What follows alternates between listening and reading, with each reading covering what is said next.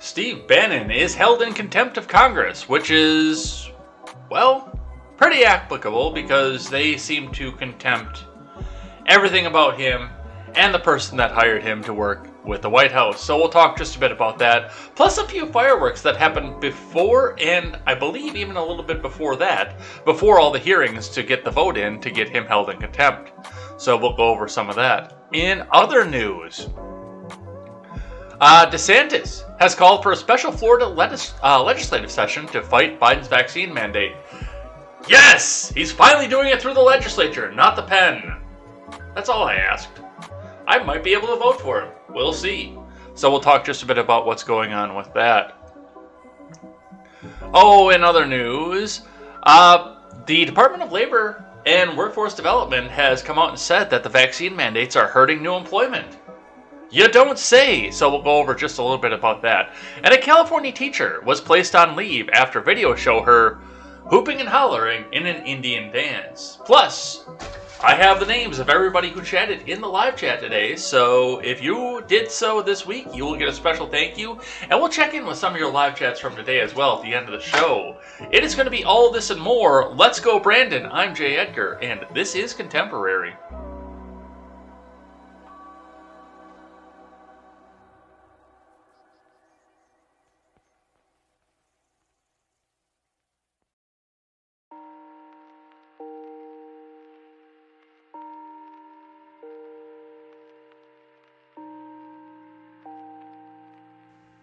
Good morning, Edheads, and welcome to Contemporary. My name is Jay Edgar, and boy, oh boy, do we have another packed Friday show here today. Well, we gotta cut it off right at the 9 o'clock hour, because we gotta do a live chat for you guys, because you guys were here. And that's one of the most thankful things I can have, is the fact that you guys are here. You guys are here every morning, and it's a lot of the same every time, and you're inviting your friends, you're getting more and more people in here. We're talking more and more about the news, and we're going over a lot of fun stuff here, so thank you for that. The names of everybody who chatted in the live chat throughout the week are in this handy-dandy notebook, and I will read these names out with a special thank you at the end of the show today, and we'll also go over some of your live chat from today. And remember, if it is sufficiently stupid, spicy, or bigoted, it will get read at the end of the show, no doubt, because it will raise the intellectual level of this program. Let's get into some of the selling of the wares here for the morning. Starting with going and checking out the website, turnsomepagesproductions.com. We got to get a push out here, man. We got to get some of this out here, because I don't know if we're going to make the 31 days, but we are going to push for it to get everything going and moving, because we have a great web developer. She needs to get paid. So do make sure you go and check out turnsomepagesproductions.com, and make sure you check out our fundraiser as well. We're fundraising so we can crowdfund. I mean, this is as much your project as is ours. Most of the people that are in the live chat go and check out all the shows. So we want to make sure that all the shows that are going to be featured, such as the Daily Ignoramus, the Breakdown with Birkenhoff, the R-Rated Conservative, the Freckles and Brit Show, and the Porch Boys, all get associated and all get a nice place where they can go and add articles, where they can go talk about stuff, where they can have their channels easily findable by fans of other shows. we want to make sure that the website is there so they can all go and check that out. So go and check them out as well. And if you want to go and hit up the fundraiser, it's been in the chat numerous times throughout the week here. We're still stalled out at the $500, but help us launch TurnSomePagesProductions.com.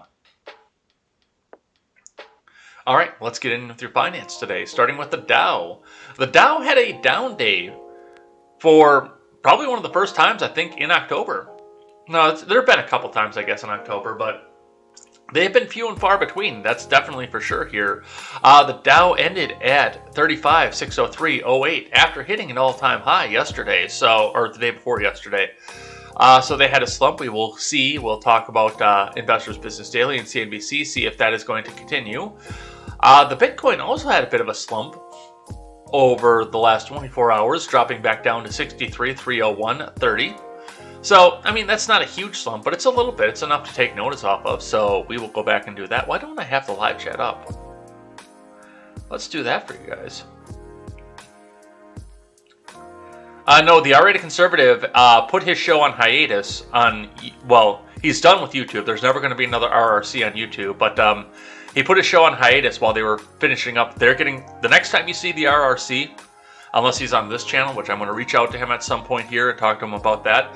But the next time you see the R-Rated Conservative, he will be in Florida. All right. Anyway, your Bitcoin is sitting at 63,301.30, which means a little bit of a slump. But, you know, given the fact that there's a new ETF out there, this is suddenly acceptable for Soccer Mom America, I do expect to see this number to rise a little bit more. Maybe not to the 420,000 that we talked about over on the RedNet show by the end of the year, but, you know, we might start approaching the six-figure range. I don't even know if we're going to get there at this point. There's a lot of ground to cover in a couple months, but we will see what happens with that. On your scrap prices for the morning, your copper is still on the downtrend, but steel and aluminum are still hauling ass upwards. We've got your copper wire, copper tubing, flashing copper tubing. Pretty much anything with copper in it is down right now. BX steel is down. Brass shells are down, but light iron, number one steel, cast iron, rotors, complete car, shreddable steel, stainless steel are all up. As far as aluminum, we're starting to see a few more of these pop into the red too. Siding is down. Aluminum copper fin is down, but that's got copper in it, obviously. Radiators are down. Cans are up. Sheet aluminum is up. Rims are up. Your catalytic converters, your car and truck batteries are still down. Lead is down, which would affect why your car and truck batteries are down. Small foreign cats are up. Large foreign cats are down. Regular domestic cats are up. Large GM cats are up. Small GM cats are up. So, hey, if you've got a great big Siamese, that's probably down right now. All right, let's see what IBD has to say for the morning here. And by the way, just there was something else that I wanted to point out here. It is glorious, and the allergies that I normally experience at the beginning of the show and sometimes all the way into the end of the show might be starting to taper off a little bit. I feel a little bit of it still up there, but it is a glorious 31 degrees today in redacted Wisconsin, which means that pollen is dying off in a hurry. From Investors Business Daily, Dow Jones Futures, snap crashes, Intel tumbles on earnings, Donald Trump makes SPACs great again. From Ed Carson. Dow Jones Futures and S&P 500 Futures tilted higher Friday morning, while NASDAQ Futures retreated slightly, even as Snap stock crashed and Intel tumbled on earnings. That Snap news also hit Facebook, Google parent Alphabet, and Twitter, Pinterest, and Trade Desk, while the Intel news boosted AMD stock. The stock market rally was mixed on Thursday, but the S&P 500 hit a record high, while growth stocks led despite rising treasury yields. Tesla neared a buy point Thursday, and several stocks flashed buy signals. But the day's big mover was Digital World acquisition. The SPAC merger for Donald Trump's new social media venture. DWAC stock kept racing higher early on Friday. Like I said, whatever they do for a revenue model for the new Trump social media site is going to be huge, because A, all your boomer parents are going to go there and they're going to run away from Facebook once they see that, oh, we can see Donald Trump, we can see what he's doing there. So they're all going to go there. Plus, a lot of millennials are going to go there. A lot of reporters are going to go there, and a lot of people with pink hair and overdone eye makeup and lip makeup that don't know which bathroom to use, they're all going to go there too. Not because they want to do anything that's associated with Trump, but they want to see what he says. They want to be over there, and they want to come out and say, oh my god, he's going to say something racist. He's going to say something racist. It's going to be racist. I'm going to be the first person to comment, and I'm going to be the first person to slam him for it. It's going to be so racist. It's going to be so evil. He's going to reveal his evil plan over here, and I'm going to tell everybody about it. And I'm going to be the reply guy there. Look at me. Look at me. That's what they want to do. And that's why I think that's actually going to jump the way it is, and why DWAC is soaring right now. All right, let's see what else do we have here.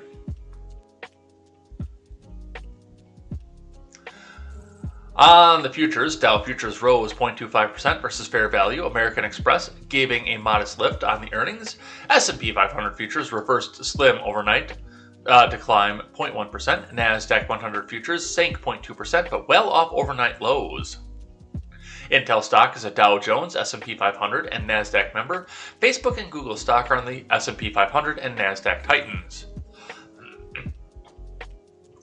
The 10-year Treasury yield edged up to 1.69%. Crude oil futures and copper prices rose slightly after both fell on Thursday.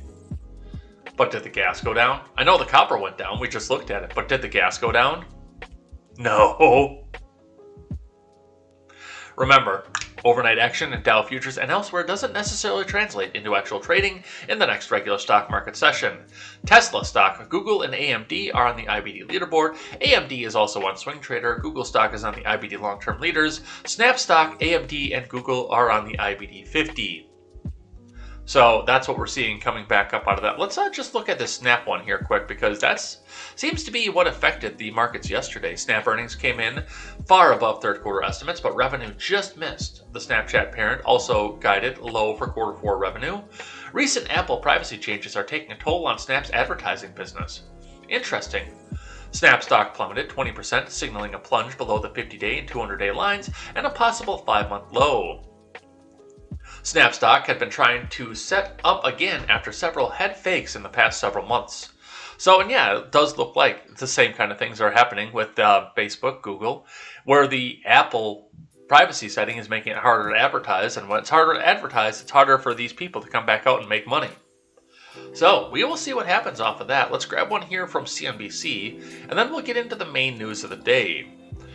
This Dow Laggards chart is so bad, it's good, traders say. Usually when they say that, it fucking sucks.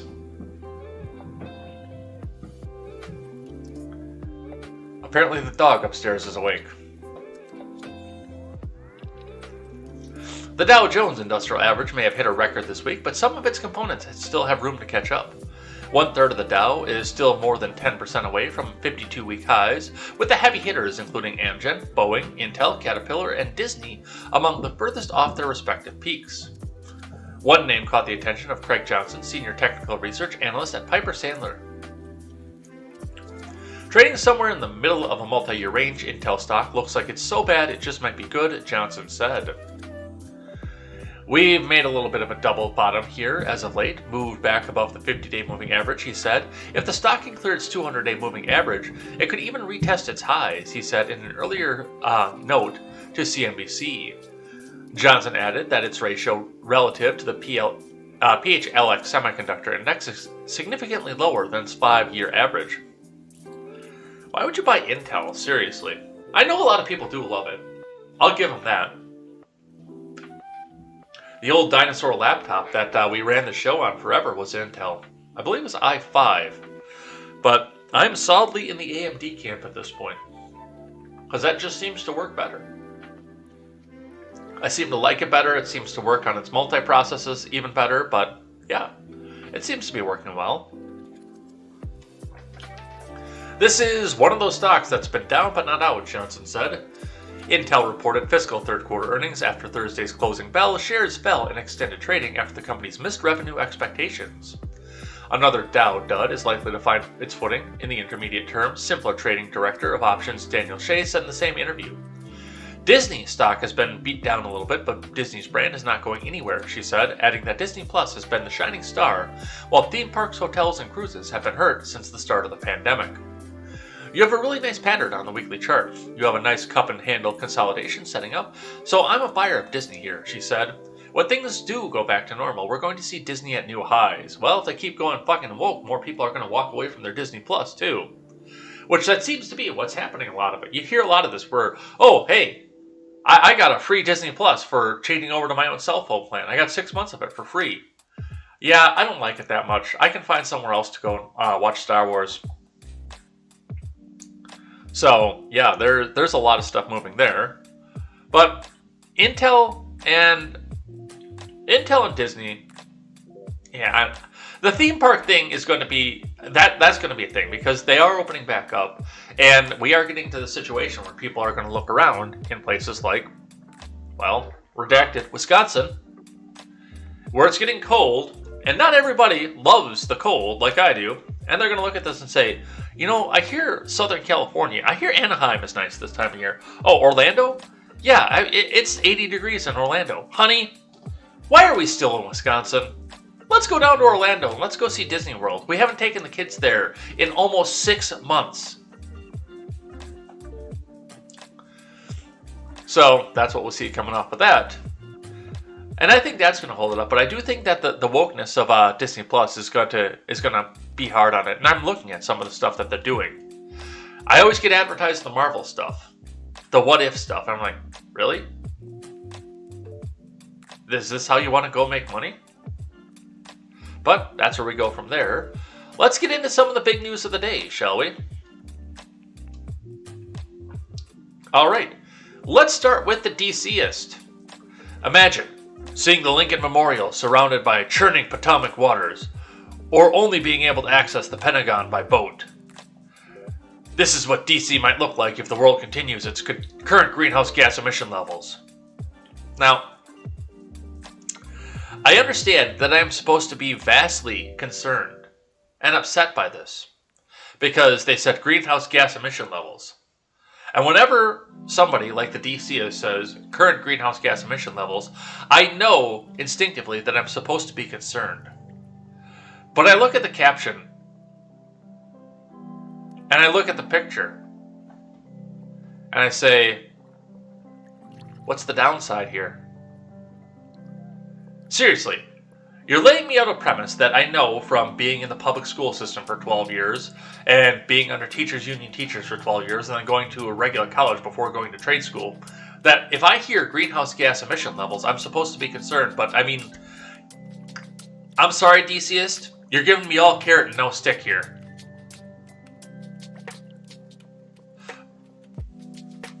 Can somebody help me out?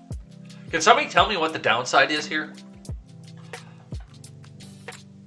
I don't know. Let's keep going. Another one that's just kind of breaking here this morning, and none of the mainstreams really touched on this, but the Daily Wire sure jumped on it because conservatives pounce. Biden on his border crisis. I guess I should go down, but I haven't had a whole hell of a lot of time. From Daily Wire News, President Biden conceded during a CNN town hall event on Thursday night that he should visit the U.S.-Mexico border to see the crisis that has erupted under his leadership, but claimed that he just has not had enough time. I didn't even know he had a town hall last night. You know, if the Donald, the Orange Man, and I do hate to compare the two, because I don't really want to talk about the Donald until he goes back and runs again, or his new social media site pops off. But if he had had a town hall, man, that would be plastered everywhere. That'd be the top news stories of everywhere. But like I said, I didn't even know there was going to be a town hall tonight. Because, once again, the news media, the anchors, and the people who wanted to comment on the live video sat there with their fingers tented and said, he's going to say something racist. I'm going to be the first one to comment and send it out and say that he said something racist. Oh my God, he said something racist. He said something bad. He said something racist. And I for the most part, I do see a lot of the Daily Wire doing that with or the Blaze and the Daily Wire, especially the two of them, but like the Washington Examiner, the Daily Mail, and others who are probably doing the same thing right now. Every time Biden goes up to a microphone, if they know about it, they're sitting there saying, he's going to have a gap, he's going to have a gap, he's going to have a gap, he's going to have a gap. So, I mean, these people don't get a pass from me. They're doing the same thing as the woke little snowflakes did, just in the opposite. But let's listen to what the houseplant in chief had to say. Do you have plans to visit the southern border? I've been there before, and I haven't. I mean, I know it well. I guess I should go down, but the whole point of it is I haven't had a whole hell of a lot of time to get down. I've been spending time going around looking at the $900 billion worth of damage done by hurricanes and floods and weather and traveling around the world. But I plan on, now my wife Jill has been down. She's been on both sides of the river. She's seen the circumstances there. She's looked. Okay, that's cool. Jill has been down there, but what sort of official capacity is Jill in? Seriously, I mean, she's not even an elected official. She's an appointed official. She was appointed by some cabal somewhere to fuck the president. And not in the way that they chant at the ball games and stuff. Into those places, you notice you're not seeing a lot of pictures of kids lying on top of one another with looks like tarps on top of them. Yeah, there's a media apparatus that's making sure that doesn't go out there. Meanwhile, more and more kids are coming across the border and getting flown around the country in the dead of fucking night.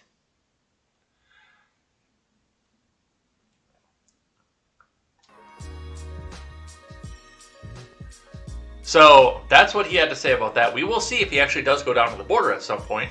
I don't know if I want to go because we'll have Secret Service with us, and it's just going to be a spectacle, and it'll just take attention away from the crisis. So I don't want to go. Don't make me do stuff. From Politico, next up, the title card of this particular episode: House votes to hold Steve Bannon in criminal contempt. From Kyle Cheney and Olivia Beavers. The House voted on Thursday to hold Steve Bannon, a longtime ally of Donald Trump, in criminal contempt of Congress for refusing to testify about his communications with the former president. In a 229 to 202 vote, with 9 House Republicans joining all Democrats, big shocker there, the chamber moved to hold Bannon in contempt for defying a subpoena to testify at the Select Committee investigating the January 6th Selfie Fest. Can you really call it an attack anymore? And Politico said it was an attack. Can you really call it an attack anymore? We watched the BuzzFeed videos. I bet you I can find them again. And we can look and see just how much of an attack this actually was. Do we want to do that again?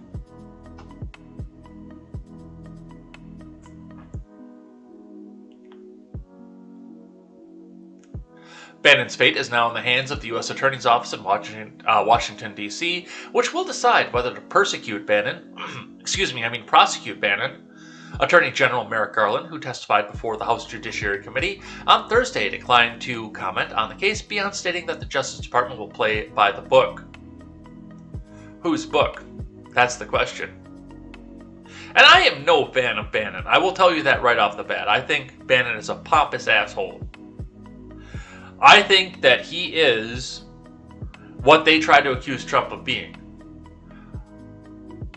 I think Bannon is a racist populist that wants to try to steer all future populist presidential aspirations into being the ethno-nat that Steve Bannon is.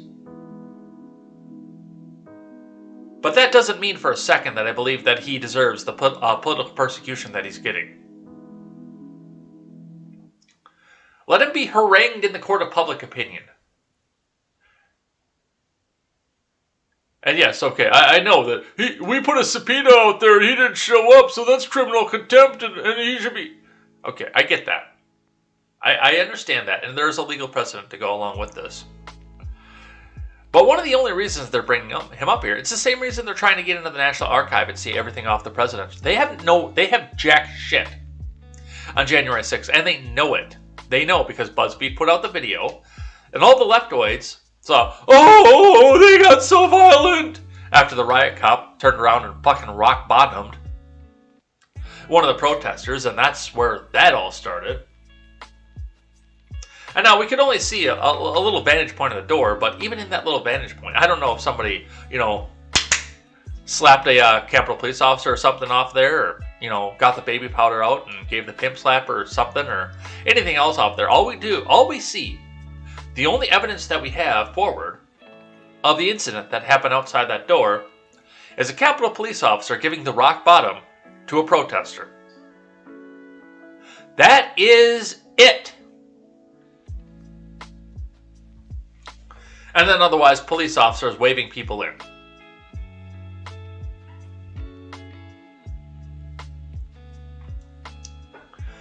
The Department of Justice will apply the facts and law and make a decision consistent with the principles of the persecution. Oh, I'm sorry, I did that little Freudian slip again. I mean prosecution, Garland told lawmakers.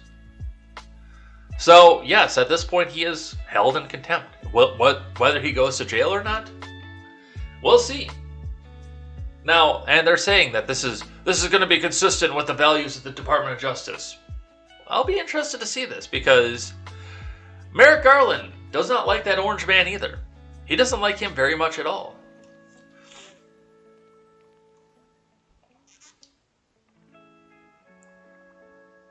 And some other people that are in my immediate wheelhouse are talking about the fact that if they do go back and prosecute Bannon, that they will be opening up an entirely different legal can of worms against him. And against the rest of the country, because this will be the first time that, honestly, yes, I understand that he was held in contempt of court. Yes, I understand that's a criminal charge, but it's usually a fine. A little bit of time in the holding cell and a fine. It's not a long-term prison sentence. He's not going to become Bubba's girlfriend in the clink. Unless the DOJ really tries to fucking railroad him. But we will see. I'm kind of interested to see where this goes.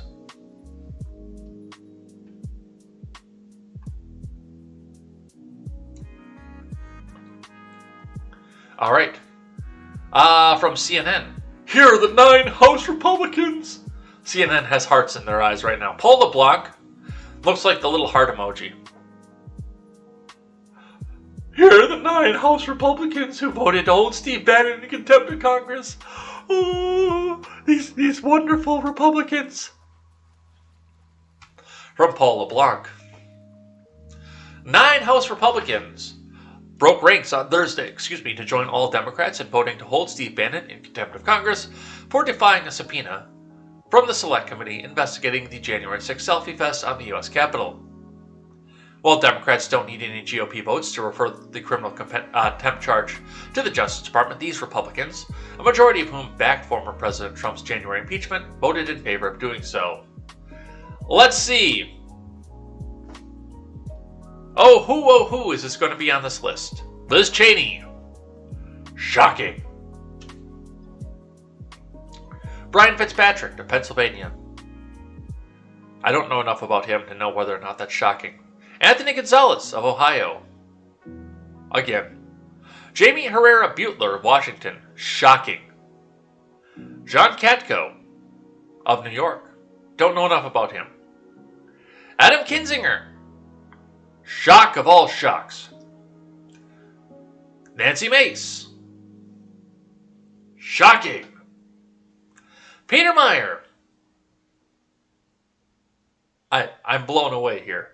Can't you see the surprise in my face? Fred Upton. I think you know where we're going with this.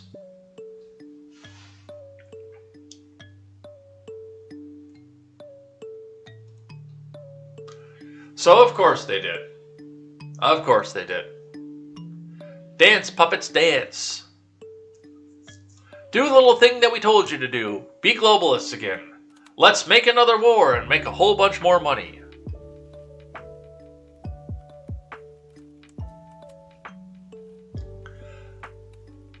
I hope every one of these people gets primaried and loses their seat next time through. From the Hill. Some of the other fireworks that happened here. Fight breaks out between Jordan and Nadler over rules about showing video at the Garland hearing. So after the Bannon vote, they went right into the Merrick Garland hearing.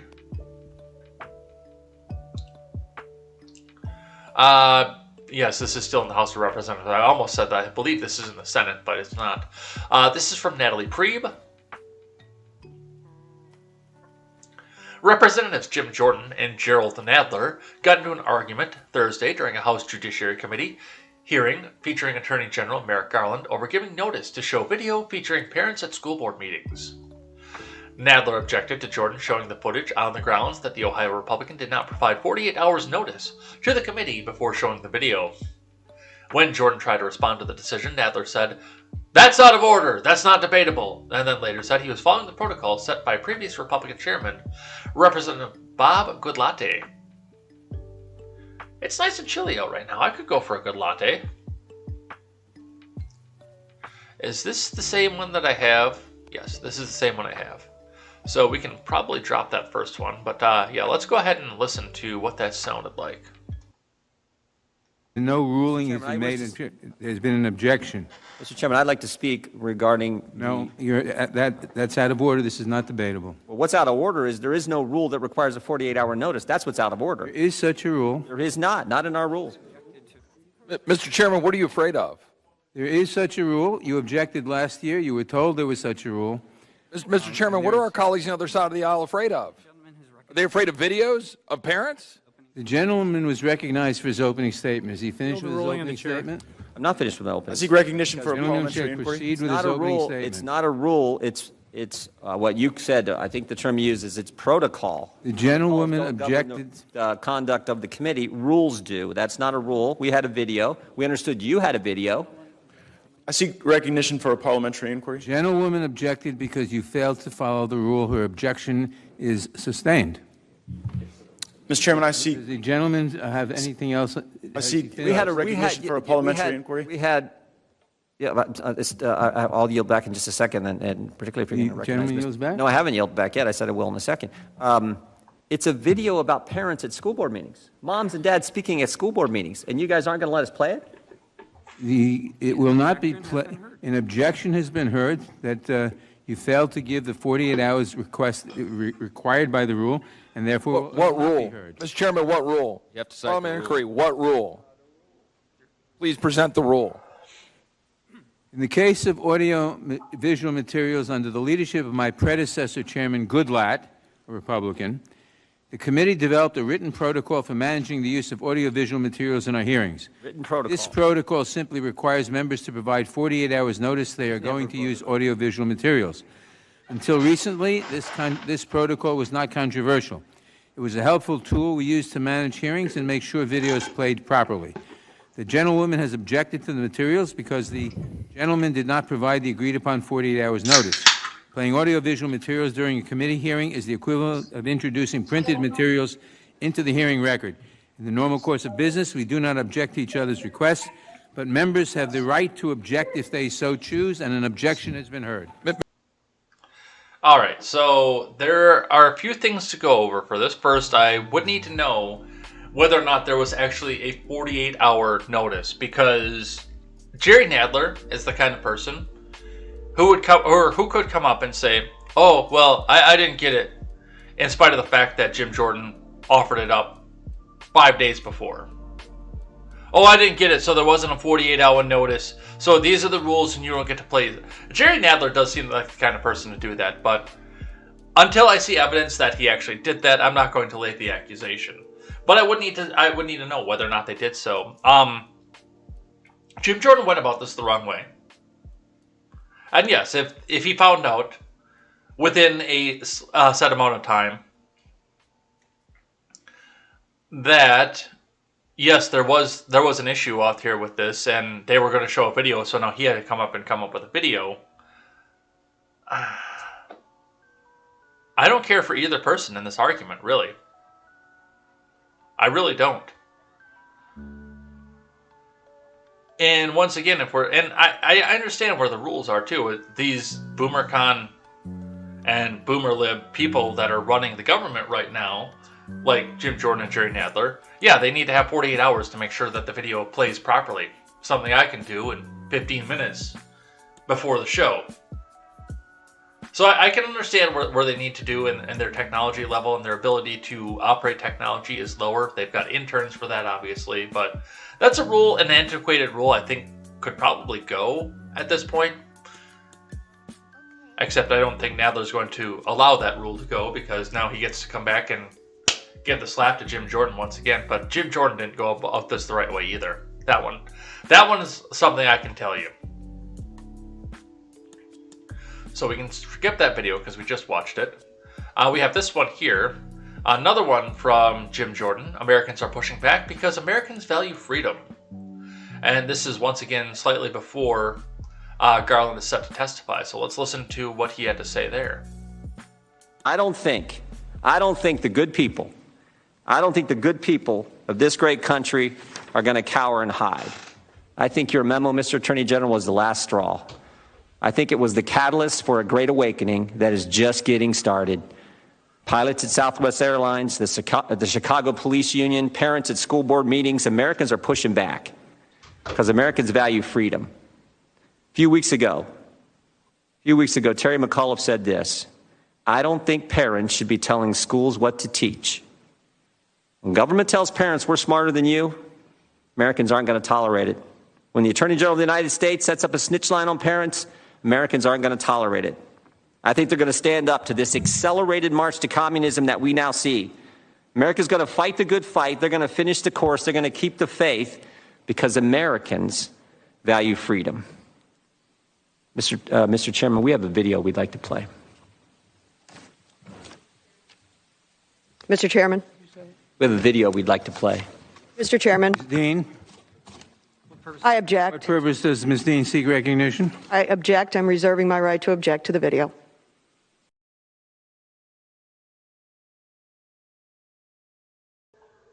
So I guess I didn't realize that was actually going to lead right into what we just heard. So otherwise I would have ordered that a little bit prior after that. So, and I mean, there are some things that go along with that too. And Jordan could have gone further along with that.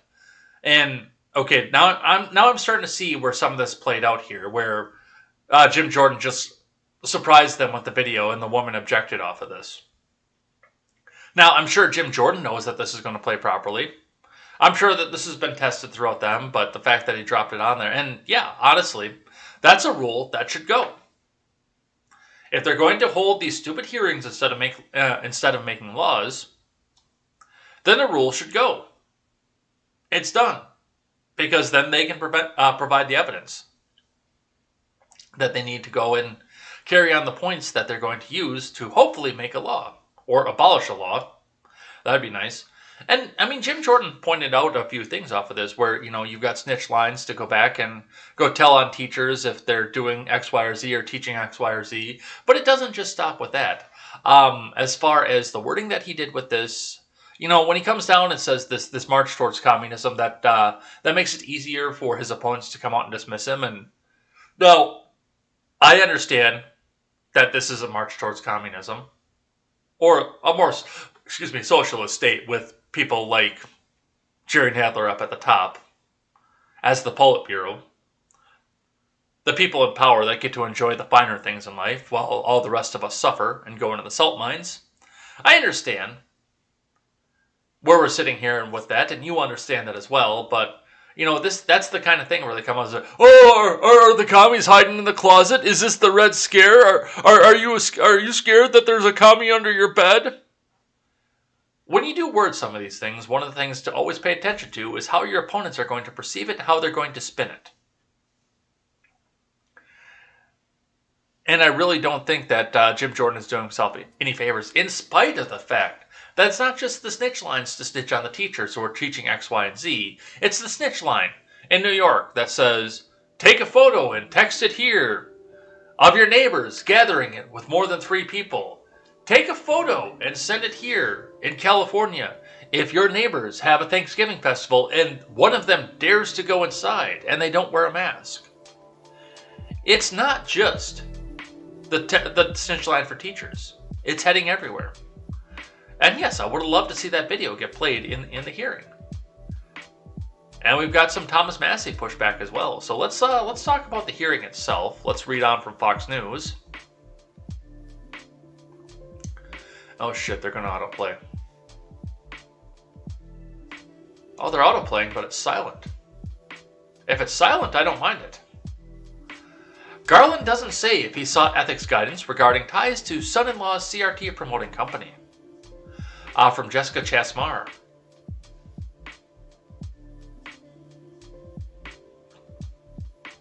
Attorney General Merrick Garland refused to say Thursday whether he sought ethics guidance concerning his son-in-law's businesses, which pushes critical race theory-related ideas and provides services to school districts nationwide, before he issued his explosive memo this month saying the FBI will investigate threats by parents against school board members.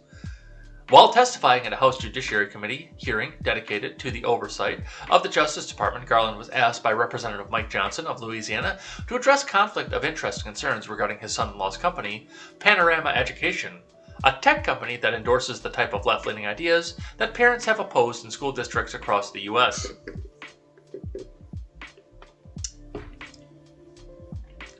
The company reportedly was paid at least $27 million from as many as 1,500 schools across the country since 2017. Did I say 15 million? I meant 1,500. Raising questions about how much Garland's family stands to benefit from law enforcement cracking down on school board opposition. That's interesting.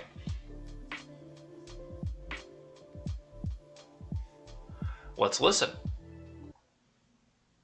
Thank you. Mr. Attorney General, millions of Americans are deeply concerned today that instead of addressing the most pressing issues facing our country, we're watching the Biden-Garland Justice Department be weaponized, that you are using your authorities now to advance far-left policies and attack Republican-led state actions and erode constitutional norms. The most recent case in point has been brought up this morning. Your memorandum directing the FBI and other Department of Justice officials to get involved in local school board debates. It concerns us that it was issued just 5 days after the National School Board Association sent a letter to President Biden which referred to concerned parents as the equivalent of, quote, domestic terrorists and perpetrators of hate crimes, unquote. Given the timing of all this, your memo appears to have been motivated by politics more than any pressing federal law enforcement need. This is concerning to us, and it's worthy of investigation. It also concerns us that your actions may have been motivated by your family's financial stake in this issue. Published reports show that your son-in-law co-founded a company called Panorama Education. We now know that that company publishes and sells critical race theory and so-called anti-racism materials to schools across the country. And it works with school districts nationwide to obtain and analyze data on students, often without parental consent. On its website, the company brags that it's surveyed more than 13 million students in the U.S. It's raised $76 million from powerful investors, including people like Mark Zuckerberg, just since 2017. My first question is this. Are you familiar with Title V of the Code of Federal Regulations, which addresses the rules of impartiality for executive branch employees and officials? I am very familiar with it, and I want to be clear once again that there's nothing in this memorandum which has any effect on the kinds of curriculums that are taught or the ability of parents to complain about the kinds of... I understand your position on the free speech of parents. Wait just a minute. The question is, the thing that has concerned many of those parents that are showing up at these school board meetings, the very basis of their objection and their vigorous debate, as you mentioned earlier, is the curricula, the very curricula that your son-in-law is selling. So to millions of Americans, I mean, my constituents, I was home all weekend, I got an earful about this. They're very concerned about that. Subpart E of that federal regulation says an employee of the executive branch is discouraged from engaging in conduct that's likely to affect the financial interest of someone close to them. Your son-in-law, your daughter, clearly meets that definition. And so the question is, did you follow that regulation? Did you have the appropriate agency ethic official look into this? Did you seek guidance as the federal regulation requires? This memorandum is aimed at violence and threats of violence. Understand that, but No did you seek, excuse me, did you respond. seek ethics counsel before you issued a letter that directly relates to the financial interest of your family? Yes or no? This memorandum does not relate to the financial interests of anyone. It's against. I take that as a no. I take that as a no. Memorandum is against violence and threats of violence. Will you, Mr. Attorney General, will you?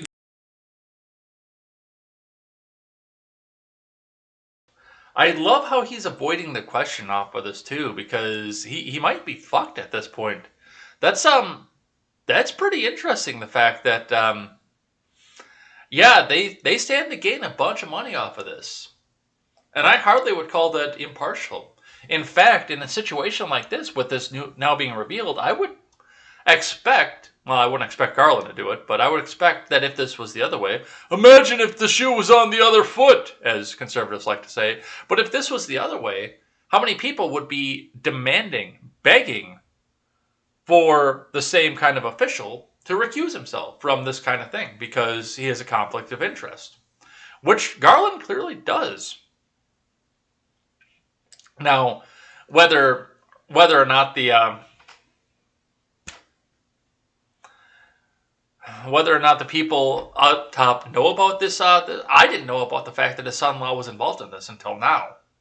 Until right now, I didn't know that his son-in-law was involved in the CRT. But yeah, he should probably recuse himself if that's the problem, and he shouldn't be making the decisions as to what happens to the people that oppose it. Let's listen to a little bit more of this. Commit to having the appropriate ethics designee review the case and make the results public. This memorandum is aimed at violence and threats of violence. I understand your talking point. You're not answering my question, Mr. Attorney General. With all due respect. I understand your talking point. You're not answering the question. Boom! Got him. Will you submit to an ethics review of this matter, yes or no? There's no company in America, or hopefully no law-abiding citizen in America, who believes that threats of violence should not be prevented. There are no conflicts of interest that anyone could have. According to you, but sir, with due respect, that's the purpose of the federal regulation. We need objective third parties to review our activities. You don't get to make that decision yourself. It doesn't matter. You're the chief law enforcement of this country. This raises questions in the minds of millions of Americans, and your impartiality is being called into question. Why would you not submit to a simple ethics review of that? All right, and I mean that's exactly it too. And I mean, especially if his son-in-law stands to gain millions upon billions of dollars, possibly, from going out and selling this curricula to the schools, when parents object to it, when parents don't want it to be taught in the schools, he can use the force of the government to stop them from objecting. He can physically remove them and put them in a box, led there by a man with a gun, for objecting to this. Make sure that these school districts continue to use the curriculum that makes his son-in-law money.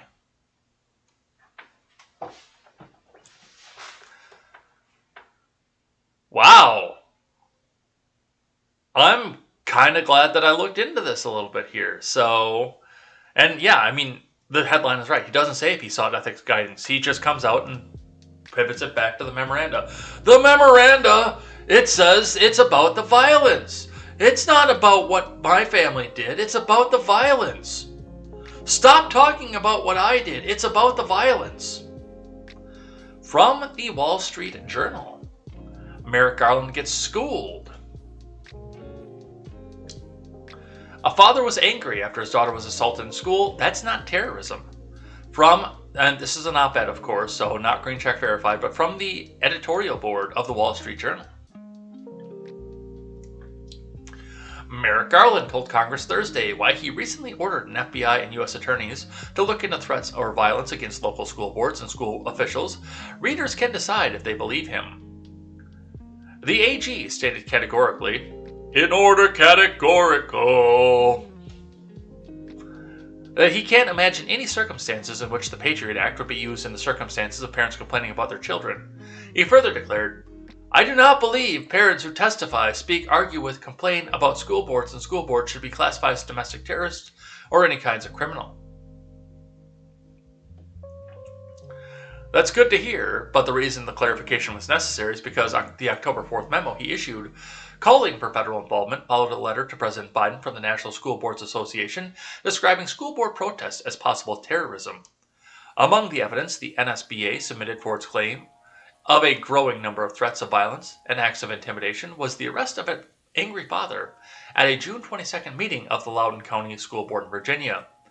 We've since learned that the man in question, Scott Smith, is the father of a 9th grader who reported she was sexually assaulted in a Loudoun County public school bathroom. He says he became enraged after hearing another member of the audience deny his daughter had been assaulted. On Thursday, Mr. Garland provided no evidence to suggest an escalation in violence against school boards and no explanation for why such acts, even if criminal, are federal offenses. Well, yeah, I mean, they'd be local in that case. You violate a local ordinance, you get a disorderly conduct, you maybe spend the night in jail because of assault, and you go home the next day, pay your fine. I know a lot of people that have been involved in that. One of them might have been me. But I'm not going to say that for sure. Mr. Garland says he respects the First Amendment right of parents to speak up, but his memo, with the reminder that the FBI will be watching, is bound to have a chilling effect. The AG would do better to withdraw his letter so his agents pursue real offenders.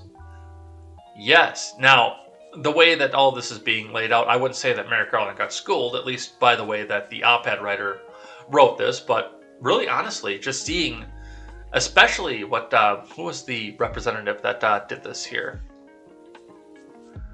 Mike Johnson, the way that Mike Johnson grilled him back out of this and the way that he came back and avoided this over and over again.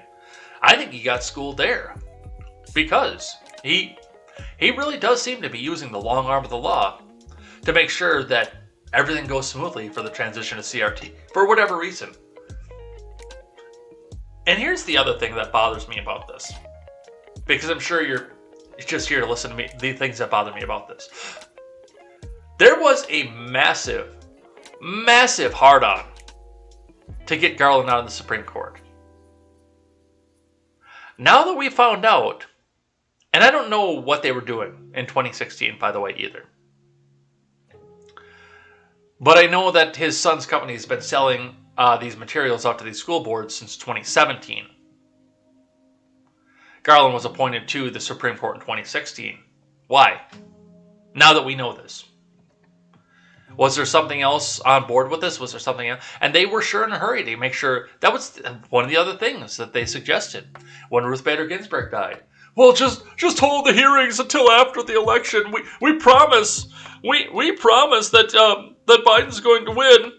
So just hold it till after the election, and then we'll go ahead and make sure that we get Merrick Garland and not Amy Coney Barrett, who's going to chain all the women in the country to their stoves. But why?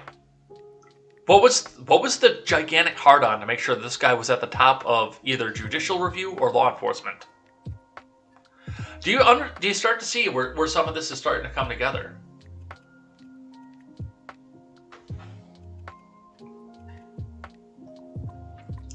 From the New York Post, White House aided school board groups' domestic terrorism letter before Garland sicked FBI on parents. From Sam Chamberlain.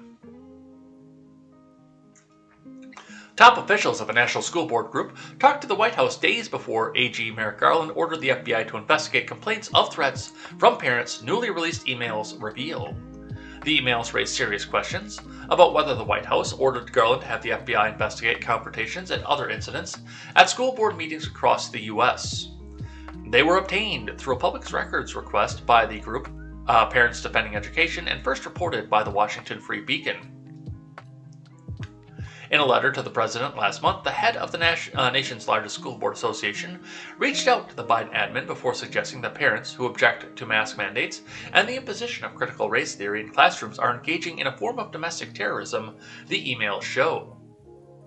Garland announced on October 4th that the FBI would take the lead on probing what he's calling a disturbing spike in harassment, intimidation, and threats of violence against school administrations, board members, and teachers, and staff. 5 days earlier, on September 29th, National School Boards Association CEO Chip Slavin had sent the missive without consulting fellow officials in the organization. In the letter, Slavin claimed that America's public schools and its education leaders are under an immediate threat and suggested that as of these acts of malice, violence, and threats against public school officials have increased, the classification of these heinous actions could be the equivalent to a form of domestic terrorism and hate crimes. Slavin also asked the administration to examine the appropriate enforceable actions under a raft of legislation, including the post-9/11 Patriot Act.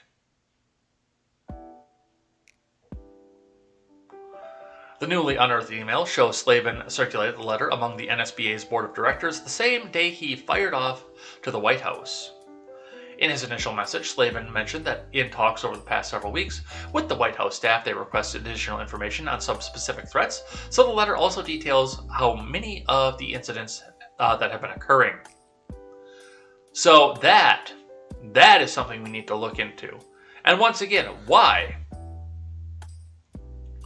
Why this is a federal thing? Why this is the AG directing the FBI to get involved in this? And something that should, by all intents and purposes, and I just said this when we were talking about the Fox News article, should be a local issue. You come up, you slug your county sheriff. He says, okay, Jim, you're going into the clink. You go in the clink for the night, you pay your fine, you get out, and you move on with your life. Not trying to put people like this into federal prison. Because that's what happens when the FBI gets involved and it becomes a federal crime. That is a minimum of a 1-year sentence in a federal prison. Alright, from the Daily Wire, we got, I think, one more on Garland. No, we got 2 more on Garland. Watch, Garland grilled, won't commit to ethics inquiry over memo to FBI about school protests. No, this is the same one we just watched, so we're not going to do this one. We'll use the Fox News one off of that one. So let's talk about Massey instead. Massey says, I just played this video for AG Merrick Garland. He refused to comment on how many agents or assets of the federal government were present in the crowd on January 5th and 6th, and how many entered the Capitol. I'm curious about this. Because, yeah, especially after the Justice for J6 rally, and the only person who was arrested at the Justice for J6 rally was a federal agent. And of course, we have the OnlyFeds picture that's circulating the internet as well. I am curious, definitely, as to how many instigators were in the crowd at January 6th. But let's listen to what Thomas Massey brought forward. In fact, tomorrow, I don't even like to say it because I'll be arrested. Well, let's not say it. We need to go, I'll say it. All right. We need to go in to the Capitol. Let's go! So I'm going to put it out there. I'm probably going to go to jail for it, okay? Tomorrow, we need to go into the Capitol. Into the Capitol. What? No! Peacefully. Fed.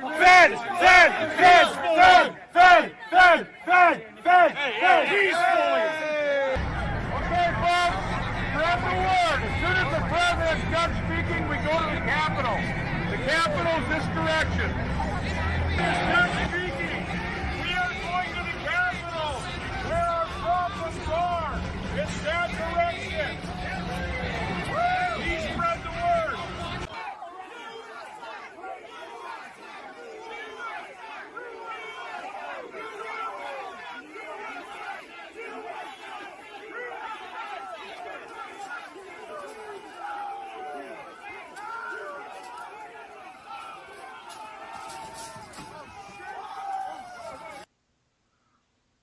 Yeah, that guy was conveniently everywhere out there. And you know, we see, especially in the first one, we need to go into the Capitol. No! Fed. Now, of course, we don't know what happened to this gentleman. He's mysteriously one of the few ones where we don't know the identity of, but you know, when you've got somebody out there talking like that, out there on all of these separate different instances, yeah, I start to have questions about what happened on January 6th as well, on top of everything else. Massey says he refused to comment on how many agents or assets of the federal government were present. So, yeah. I mean, when you've got somebody that's going that hard against, and what did I say on January 7th? What did I say after watching this? I see a lot of monkey see, monkey do, where there's probably one charismatic person at the front of this saying, okay, let's do this. And now we see, well, I guess he's not really charismatic, but now we see the guy at the front of the line saying, okay, let's go do this. And you start to get a lot of mob mentality and a lot of monkey see, monkey do. And next thing you know, in the crowd, you know, what do they say about crowds? The crowd is only as smart as the dumbest member of the crowd. The fences get toppled, and, well, we see police officers letting people in. That whole thing was a fucking setup. Alright, let's keep going. Thank you, Thomas Massey. Let's talk about the makeup of Congress here from Politico. House Dem retirements rush continues with 2 new departures.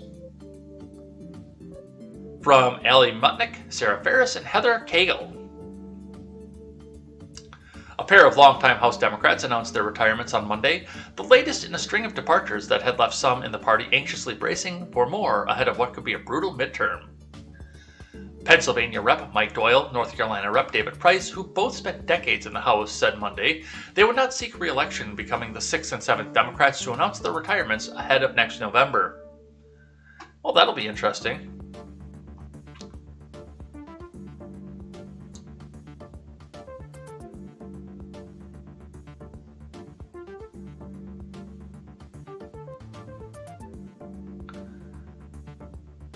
Yeah, they're talking about who's the only one in the chat, but yeah, it is a little bit quiet today. I will say that. Senior Democrats downplayed the latest announcements, saying both Price and Doyle have been privately forecasting their retirement plans to close colleagues for several months, but the loss of 2 longtime members, both deans at their respective state delegations, comes as the House Democrat caucus faces the potential for significant turnover next year, including its top leaders. While it's time for me to retire, it's no time to flag in our efforts to secure a more perfect union and to protect and expand our democracy, Price said in the statement. House Democrats have lost more than half dozen incumbents into its retirements so far this cycle. That includes House Budget Chair John Yarmuth, who announced last week he would not be seeking re-election, potentially clearing a path for his son to run for the seat. Yeah, that's even better. Neither Yarmouth, Price, nor Doyle are in clear peril of losing their seats in the coming redistricting, but the departure of such senior Democrats does not inspire confidence in the party's midterm prospects. Price, for instance, oversees transportation and housing issues for the House Appropriations Committee. Doyle is retiring from a solidly blue Pittsburgh area seat. He already had a primary challenger, and his departure will likely draw other big-name Democrats. Pennsylvania is losing a seat in redistricting and has a GOP-led legislature, but Democratic Governor Tom Wolf can veto any Republican-drawn map. Price represents a safe district in North Carolina's Research Triangle area. The state is gaining a seat in redistricting. Republicans have a total control over the process. They join other retiring Democrats, Philemon Bella of Texas, Ann Kirkpatrick of Arizona, Cherry Bustos of Illinois, and Ron Kind of Wisconsin. Thank God! Thank God! That guy has been in office since I've been in elementary school. The National Republican Congressional Committee hopes to contest all of those seats. 5 other members are leaving to seek other elected office, including Connor Lamb, who's running for Senate and represents a district bordering Doyle's in western Pennsylvania. I should move back to that district and run against Ron Kind's seat. Because Ron Kind would actually probably be in a little bit of danger right now. Just the last time I was in that area, the last time I was in Redacted. I mean, I understand that I believe Eau Claire and La Crosse are both in that district, and that's going to swing it heavily, but I don't know that. Where is Ron Kind's district? How far does that stretch?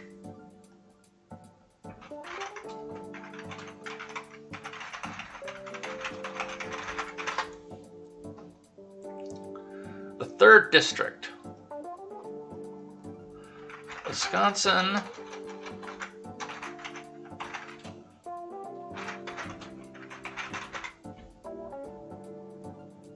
Let's look, shall we? Oh, yeah. Oh, yeah, mister. Oh, they're all over the place. They had yeah. That might not be as red of a district as I thought it was. Just because of where it is. Because it hits Prairie du Chien, La Crosse. Hudson is not as blue of an area, but Eau Claire and La Crosse definitely, and then Stevens Point on top of it. These shapes are... nothing is that shape in nature. So that actually might be a harder road to hoe than I actually thought. I thought it just kind of went down to here. I didn't realize it went all the way down to Prairie du Chien. That's interesting. Anyway. That's where we're seeing coming out of that. But yeah, it's... the retirements, they're going to change what this goes. And some of these districts that they're retiring out of aren't as solidly blue as some of the other ones that we see. Like the ones that they featured in this. So it's going to be an interesting midterm, that much I can tell you.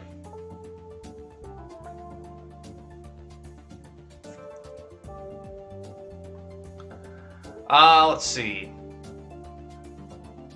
Speaking of people retiring from Newsweek, veterans quit Cinema's advisory council over her failure to stand by constituents. From Alexandra Hutzler. Excuse me. Several members of Senator Kirsten Sinema's advisory council have resigned over her opposition to parts of President Biden's agenda. The New York Times, a former newspaper, reported Thursday that 5 Democrats who advised the Arizona Democrat quit the council, writing a letter that she has become one of the principal obstacles to progress, answering to big donors rather than your own people. We shouldn't have to buy representation from you, and your failure to stand by your people and see the urgent needs is alarming, the letter continued. Newsweek reached out to Sinema's office for comment on the resignations, but didn't immediately receive a response. You see, here's the thing about Sinema. And I've started to notice this. I've been starting to pay attention to this a little bit more. Now, when I saw the no vote that she gave over the minimum wage hike, I kind of liked Sinema, but I look more into her history right now. I look more into what she's done, where she's come from, how long she's been in government, what she did before government, and I think Razorfist is right. If you haven't seen Razorfist's new video, which he is directly a constituent of Sinema, I recommend it. I actually still have it up in here, so I can put it in the chat for you guys.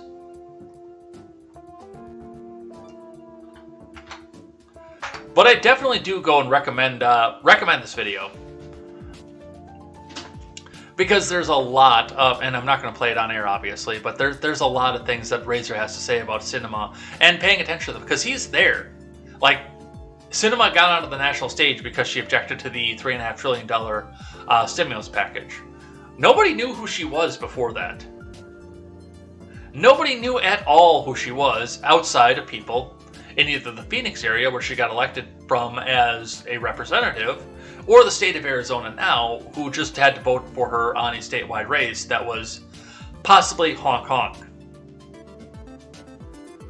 But this woman is, I mean, she goes from being an activist communist to the Green Party, and to quote Razor, and I repeat myself, to a Democrat, and I repeat myself again, to being the most conservative member of the House Democratic Caucus.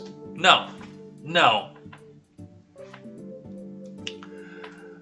So, I mean, it's good that she's standing up to these kinds of things, but watch her.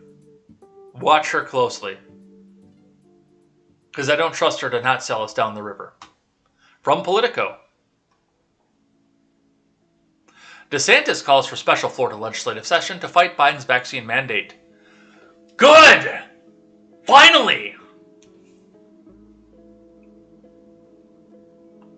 From Eric Sarkeesian. Does he know Anita, I wonder? Anita Sarkeesian? Governor Ron DeSantis on Thursday called for a special legislative session to block the Biden admin's vaccine mandates, taking the most aggressive action yet on his ongoing fight with the White House over COVID restrictions. The GOP governor, who has built a national reputation fighting against coronavirus-related lockdowns and mandates, said during a news conference in Pinellas County that the special session will yield a set of protections that will prevent Biden's vaccine mandates from being enacted in Florida. We have an opportunity here to take additional action, and I think that we have to do it, said DeSantis, who previously also said he would challenge the mandates in court. I think we have to stand up for the people's jobs and their livelihoods. The governor did not announce a date for the session. Finally! Finally! Maybe he listens to Contemporary. Maybe he knows where some of the concerns are. That he is I am a pen and a phone politician. If I don't like what you're going to do, I will make an executive order to do it. That was my big problem with DeSantis right from the top. And I've got other small problems with him, but that was the big one right there. He went around the legislature, he did whatever the fuck he wanted, just like Obama did. Well, now we actually get to see where where his ideas stand up with the representation of Florida. And I kind of want to see where it goes and what happens with it on a special legislative session, whether they have the ability to do it all right, or he's got to go grab his pen and his phone and, I am the leader, I will do it myself. Finally, from Yahoo News, via the Washington Examiner. Actually, that's the other way around. It's from the Washington Examiner via Yahoo News. Illinois sheriffs won't fill police gaps stemming from Chicago's vaccine mandate. From Barnini Chakrabarty.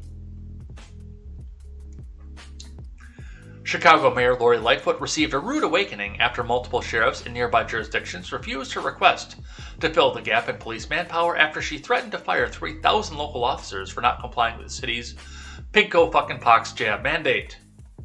DuPage County Sheriff James Mendrick and Kane County Sheriff Ron Hain said they've helped Lightfoot in the past, but her latest request is a self-inflicted wound that could have been avoided. They said they would only step in and help the Chicago Police Department if city officers were in distress or under duress. The Illinois law enforcement alarm system typically responds to emergency situations where there's no opportunity for planning, Hain told the Daily Herald on Tuesday. The situation to me is much different. This is all begotten by a lack of planning and support of the Chicago Police Department, Hain added, so now they're bleeding that out to us. Mendrick called the Chicago situation a pre-planned police shortage and said, the lack of logic is the one thing that astounds me. Lightfoot has come under fire for threatening suspension or termination of police officers who don't obey the city's vaccination mandate. On Wednesday, a top Chicago police union official likened the vaccine standoff with Lightfoot to the Hunger Games, warning younger members to consider future mandates if they caved to the mayor's demands. The video message from the local Fraternal Order of Police First Vice President Michael Metter was posted on social media as the Chicago Police Department slowly sifted through a list of more than 3,000 employees who defied Lightfoot's Friday deadline to report their vaccine status. Good. Abso-fucking-lutely good. Seriously. And this, once again, it's the thing. I mean, agency assist exists. For the most part, the state patrol in Wisconsin doesn't do a domestic call. They don't go to your house if you had a fight with your girlfriend or boyfriend. They don't go there for a robbery. That goes to the sheriff if you're out in the country somewhere, or that goes to your local police officer if you're in the middle of the city. When we had the house fire here, the city of redacted police officer showed up. It wasn't the county sheriff, it wasn't the Rock County sheriff, it was the city of redacted police department. And then the city of redacted fire department as well. It wasn't county stuff. But if there was some sort of, a robbery of the local bank over here, if there was a robbery there, the city police would show up, but I guarantee you the Rock County Sheriff's Department would show up too. Agency assist exists, and hell, if a state patrol officer driving by got word that they need an agency assist, he would probably turn his car around and head over there for that one too. Gun drawn, ready to go in on an armed robbery like that. But these are not pre-planned events. What's happening here what Lightfoot is putting herself into, that is a pre-planned event.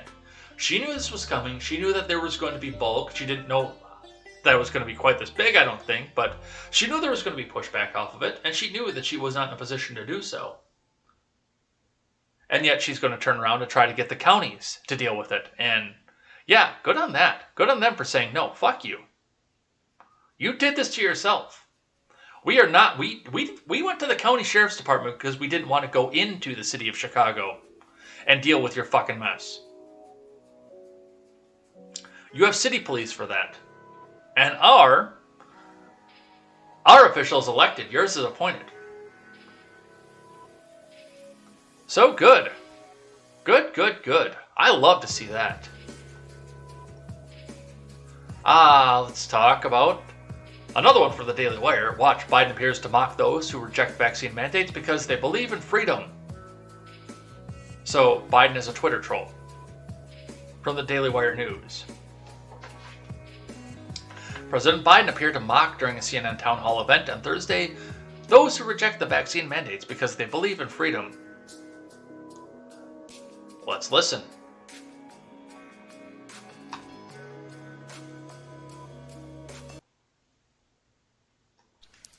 The two things that concern me, one are those who just try to make this a political issue. Freedom. I have the freedom to kill you with my COVID. No, I mean, come on. Freedom. Really? You're the President of the United States. 80 million votes right there, people. Yes, you do have the freedom. And it's not freedom to kill people with COVID. Like I said at the beginning of this, when they tried to start locking us down, you have to stay in your home, otherwise the COVID will spread. No, I don't. I assess a level of risk every time I walk out that door over there. I could catch a cold and die. I could walk into the bank, and while I'm standing in line, have a robbery happen. And I could take 2 10mm to the chest and die.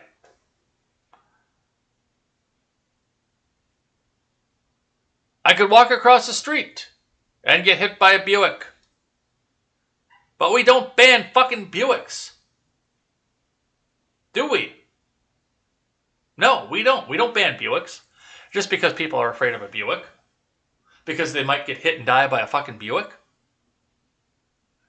We don't ban any of this. So no, it's not freedom to kill people with COVID. It's freedom to go out and live your fucking life. And that was the big thing, and the big conditioning that came out of this as well. Because if you don't follow lockstep in your line, you're not the one that's at risk right now. Don't you know? You might spread it, 'cause you might have it. You might not know you have it. You might kill grandma. So you just have to stay inside for the good of society. You have to stay away from everything else. For the good of society, don't you know? That's been the heartstrings they've been pulling from the beginning of this bullshit. So no. Yes. I have freedom. And let's go, Brandon. From Axios. CDC director approves boosters for Moderna and Johnson & Johnson and mix and match. From Marissa Fernandez. The CDC Director Rochelle Walensky expanded the eligibility for COVID-19 booster shots on Thursday night, hours after the CDC's independent advisory panel recommended booster doses for the Moderna and Johnson & Johnson vaccines and allowed people to mix and match doses. The CDC's expansion aligns with the FDA authorization Wednesday night, which said people could switch to whichever vaccine they wanted for their booster shot. The evidence shows that all 3 COVID-19 vaccinations authorized in the U.S. are safe, as demonstrated by the over 400 million vaccine doses already given, Walensky said. They're all highly effective in reducing the risk of severe disease, hospitalization, and death, even in the midst of the widely circulating Delta variant, she added. Boosters for Moderna's 2-dose vaccine and Johnson & Johnson's single-dose shot may be taken by Americans over 65 as well as those over 18. Dosing for Moderna booster will be less than its 2-dose regimen and will be permitted 6 months after the second shot. Johnson & Johnson will be allowed after 2 months. The FDA authorization Wednesday night meant people can pick whether the vaccine they wanted for their booster shot and authorize boosters for certain populations. Still, the Advisory Committee on Immunization Practices panel weighed the challenge in allowing younger people for a booster qualify based on increased exposure to risk, despite lack of data. Well, that's interesting. So, yes, your booster is approved by the CDC. Not the FDA yet, but by the CDC. So, everybody run out and go get your booster. Hurry, hurry, you can go get it. And then you can put your big card, that mysteriously had 4 lines on it, by the way. A 2-shot regimen, and the card had 4 lines on it. You don't think that fucking shit was planned? Hurry! You can go out and get your booster now! Hurry! Run! Run, dude, run! What are you waiting for? From Yahoo News, also from the Washington Examiner. Vaccine mandates hurting employment, Federal Reserve reports. From Zachary Halashak. Businesses are reporting that vaccine mandates are contributing to labor supply problems, the Federal Reserve said. The central bank said that the recent economic growth has been modest to moderate in its so-called Beige Book report, a collection of business anecdotes from each of the regional Federal Reserve banks and summation of the current nationwide economic environment. The report, which was released on Wednesday, also acknowledged nationwide labor shortages and cited vaccine mandates as one of the factors contributing to the difficulty that employers are having finding workers. You don't say. You don't say. Oh, I have a big company with over 100 people in it. And 23% of the workforce, or more if I'm in a more rural area, 23% of the workforce, well, oh my God, they've all gone to small mom-and-pop companies that are competing with me right now. What am I going to do? Firms reported high turnovers as workers left or other jobs or retired. Childcare issues and vaccine mandates were widely cited as contributing to the problem, along with COVID-related absences, the Fed said in its summary of overall national economic activity. Individual Fed banks are also reported that they are hearing about the mandates. The Federal Reserve Bank of Philadelphia said many firms, a number of firms, one might say, reported that edicts resulted in a few lost employees. But the Federal Reserve Bank of Atlanta said employers were concerned that implementing a vaccine requirement could result in lost workers. No fucking shit. No shit. Didn't I fucking tell you that? I don't know. 4 fucking months ago? You dumb fucks. From Fox Business, Golden Corral CEO says restaurants having the most difficult time in terms of staffing. Well, I guess if you're going to Golden Corral, you're taking your life into your own hands. I've never been there. I've been to Old Country Buffet. Is there still an Old Country Buffet around anymore? Did they go out of business? Man, they were good. Well, I'm not going to say that. Man, they were adequate. For the low amount that you got per plate and the number of times you could go up to the and get stuff off the buffet. That's the word I'm looking for. Man, they were adequate. You can get a lot of food in just a little bit of time at the Old Country Buffet. But I think they're gone. Golden Corral CEO Lance Trenary said it's been incredibly hard filling positions in his restaurant, stressing that it's the most difficult time he's experienced in terms of staffing in his more than 40-year career in the industry. We currently have over 5,000 open coworker positions throughout our company, Trenary told Cavuto Coast to Coast on Thursday. We have 125 management positions. You can imagine trying to run one of these shifts in a restaurant that's serving 5, 6, 7,000 meals a day and doing it short-staffed. And that's just to one person, by the way. And doing it short-staffed, it's incredibly difficult, he continued, noting that it's a problem across the industry right now. Well, and you've also got, it's Golden Corral, so you've got the reputation of being the slop house where large, overweight people go to have several meals over and over again. Trinary stressed he is focused on innovative ways to try and get people to apply. The total number of job openings stood at a seasonally adjusted 10.439 million at the end of August, according to the Labor Department's Job Opening and Labor Turnover Survey, or JOLTS. Well, you're probably going to fall under the vaccine mandate, and the people who would want to go to Golden Corral and apply for a job are generally not going to want to run the risk of whatever they think is going to happen with the vaccine. I'm not going to say anything off this because, of course, Susan, it's perfectly safe and everybody should be running out to get it in a hurry. Honk honk.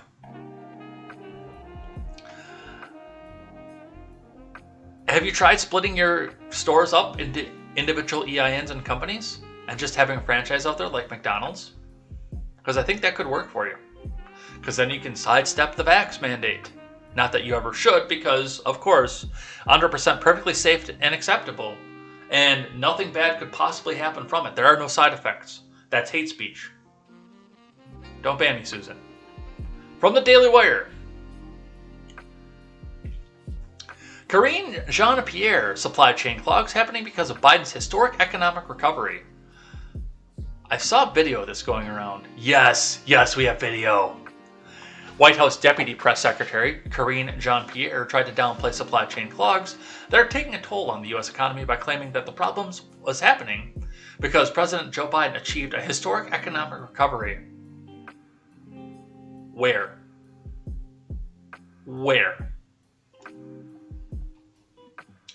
Let's listen. You mentioned at the top that unemployment's down, wages are up, and that's a testament to the progress that President Biden has made on the economy. But there's no mention of inflation in that. And while wages are up almost 4.5%, inflation is up 5%. So any bump in pay that people are seeing in their paycheck is getting wiped out when they're going to the store and paying more for everything. So what do you say to people who are looking at their budget and they're saying this doesn't feel like progress under President Biden, it feels like a pay cut? So let me first say this, and I said this earlier, the president, he knows how even a small price increase really can squeeze too many families. Like, that is something that he's aware of. And so we're working on a wide variety of economic programs to help, right, which is why the Build Back Better plan to work on our supply chain issues is incredibly important. We're using every tool at our disposal to lower prices for working people and bring economic relief, right? If you think about the human infrastructure, the Build Back Better plan, we're talking about prescription drugs, we're talking about paid leave, sick leave, medical leave, we're talking about community college, we're talking about things that's really going to give that economic relief, that middle class tax cut for everyday people. So we're going to continue to do that work. The American Rescue Plan actually helped the American public a lot. It put checks in people's pockets. I talked about the child tax credit. I talked about the child care components in it. There was a lot there that gave some relief. To Americans here. And so the Build Back Better plan is just an extension of that, if you will. It's to invest, that long-term investment, to make sure that people feel that relief. Look, we were in a very different place a year ago. Not to say that some people are not still feeling the squeeze. Totally understand that. But a year ago, people were getting sick. They were losing their jobs. Women were leaving the workforce. And so we've been able to turn things around, start the economy.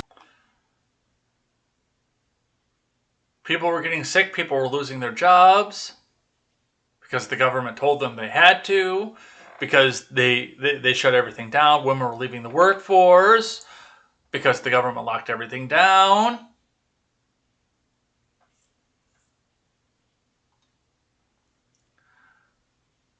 Let's see. And now, oh, by the way, and that's the reason I stopped that and said I wanted to talk about that. Oh, people are losing their jobs, people are getting sick, and now it's people aren't getting vaccinated, people are losing their jobs. Another one, FBN's Hillary Vaughn. There's talk about Christmas presents not arriving on time. But the issue is more severe and critical than that. This is an issue the White House has been working hard on and I'm aware of. Quickly on the supply chain, there's a lot of talk about Christmas presents not arriving on time, but the issue is more severe and critical than that. I mean, it's affecting small businesses. Auto body shops can't get parts to fix cars, so they can't make money. 90% of school nutrition programs say they're worried about continued supply chain issues. According to a School Nutrition Association survey, some schools are making last-minute grocery store trips just to feed their students. So if this is an issue that the White House has been working on and aware of since February, why does it seem like this is a problem that is getting worse, not better? I would say this: when it comes to the supply chain, there are complexities there. When you think about when we learn about the global supply chain as well, right? That's one thing that you kind of have to put it in the bigger picture. So, but it is a complex system that requires private sector collaboration and coordination to improve efficiency and get through the backlog. And that's what we're seeing currently as we're talking about the supply chain. These are just some of the players in the game. There are port directors, terminal operators, ocean carriers, railroad truckers, warehouses, and retailers. And let's not forget consumers who have a record level of demand as we have made a historic economic recovery.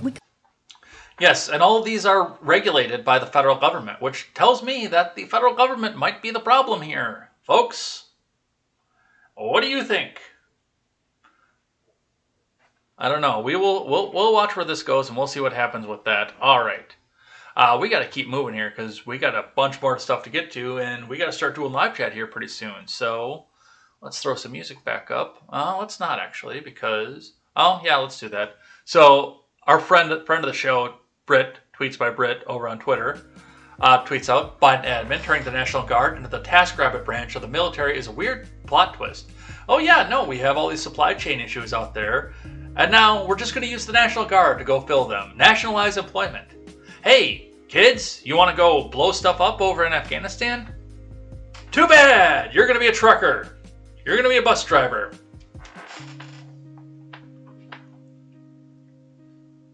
And then I commented on that one. There are some jobs no one should be expected to do. Oh, wait, you said TaskRabbit, not... Never mind. Forget I said anything. All right. From the New York Post. Ex-ESPNer Allison Williams, I walked away from largest contract of career over vaccine mandate. From Ethan Sears. Former ESPN reporter Allison Williams, who left the company after refusing to get vaccinated for the pinko fucking pox, said she walked away from the largest contract in my career over the mandate. It was contingent on me getting an injection, which I was morally, ethically, and medically opposed to, Williams said Thursday on an appearance of SiriusXM's The Megyn Kelly Show. So, when it came down to it, I knew I couldn't get it, and when they denied my request for accommodation, I was very surprised. Williams has said she was concerned about the vaccine affecting her fertility as she tries to conceive a second child. Scientists, including the CDC, have found no link between the vaccine and fertility issues, but man, are they studying it. She said that she was in the process of applying for a medical exemption with ESPN when she was told she wouldn't be supported. Ultimately, she requested a religious exemption despite her doctor supporting her decision not to get vaccinated. Is this the full, I think? Yeah, that's the full 7 minutes, so we're not going to do that one. But I was more interested in this article here from The Hill. Former ESPN reporter compares Biden's comments on vaccine mandates to a dictator. Come on, Allison, you're almost there. You've almost learned what liberty is and how to be libertarian. Just call more government people dictators. Just do it. You're almost there. You've almost realized what the government actually wants to do to you. From Olaf Mehan Ocean. Former ESPN reporter Allison Williams compared President Biden's comments on vaccine mandates to something a dictator would say. Williams, who left ESPN because of the network vaccine mandates, offered the opinion during an appearance on SiriusXM's The Megyn Kelly Show. I've never been so jarred by anything the president said, Williams told Kelly. To hear the leader of the free world stand up and say, this isn't about your freedom, I thought, oh my God, It is always about our freedom. If we don't have freedom over our own bodies, we aren't free, Williams said. That was scary to me, and something a dictator says. That's not something the leader of free people says. The Biden admin announced last month that all private employers with 100 or more employees would be required to mandate the commie fucking coof vaccine, daily testing, requiring vaccines for federal workers and contractors as well. Is this a shorter clip? This is a shorter clip. What did you make of that when Joe Biden issued his statement saying, "We've been patient, but our patience is running thin"?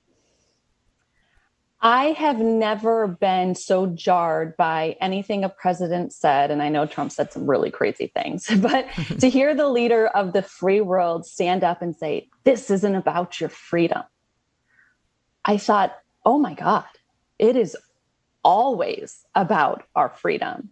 This country exists on the principle of freedom. We are the land of the free and the home of the brave. And if we don't have freedom over our own bodies, if our bodily autonomy is not respected, this God-given, constitutionally protected right to determine what we do with our bodies, we aren't free. That was scary to me, honestly, Megan. That was something a dictator says. That is not something a leader of free people says. What happened to the consent of the governed? What happened to the power of the people? Those are the two things that keep standing out to me when I analyze this debate or when I have this discussion with people. It's two things. It's freedom and it's consent. And you can't have one without the other. And I'm talking. Exactly. Dude, I need to talk to this chick because I really, especially walking away from a contract like that, we need to get her on the Red Net show. Minions, go forth. Or don't, because I actually do lead a free people. Add heads, not minions. Add heads, go forth. Assist this. Because man, oh man, oh man, do I need to talk to this woman. Allison, call me. Let's set something up. Let's build, turn some pages together, you and me. Call me. But yeah, I mean, that is dictatorial, and we've been saying we've been patient with you, but our patience is wearing thin. And what have I said since the beginning, since they started talking vaccine mandate, all the way back in February when they started talking about this bullshit? What did I say? Good ideas don't have to be mandated. People will just go and do good ideas because they're good ideas. Like picking up trash in your local park. Or losing a couple pounds. Because the commie fucking coof seems to attract, or at least attack deadly, or in a deadly fashion rather, people who are overweight. Good ideas don't need to be enforced. They don't need to be mandated.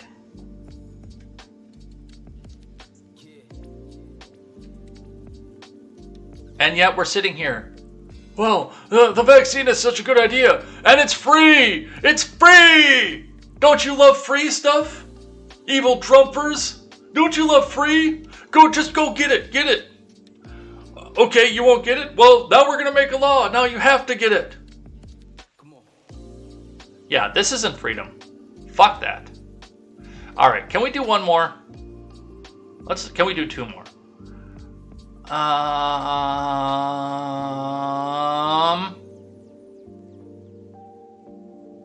Let's do three more.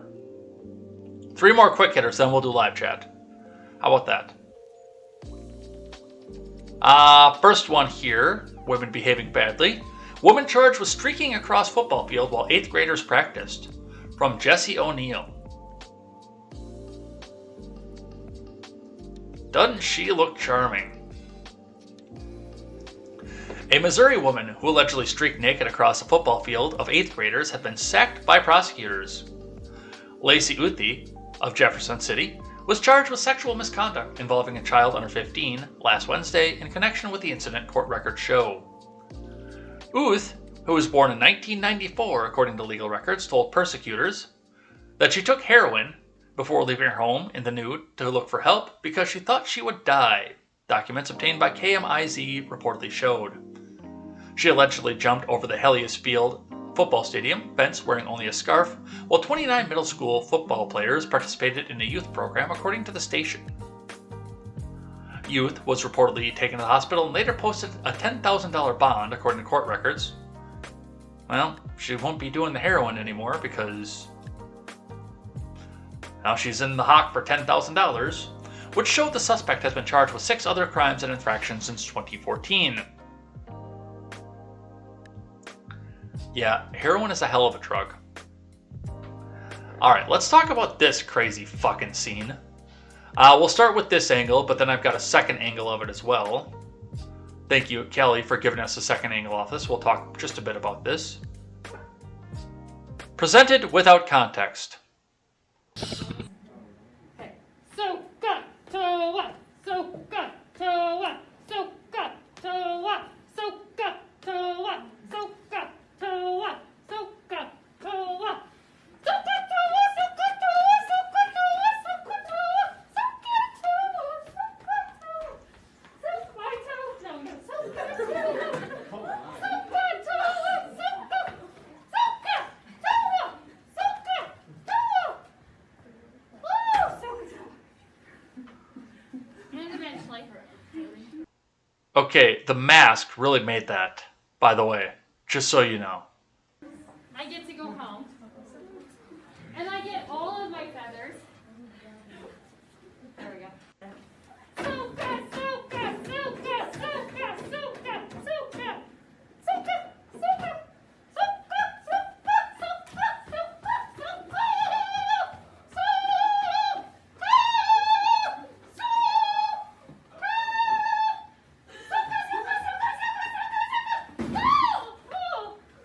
Oh man! I just hurt my toe. My toe. My toe.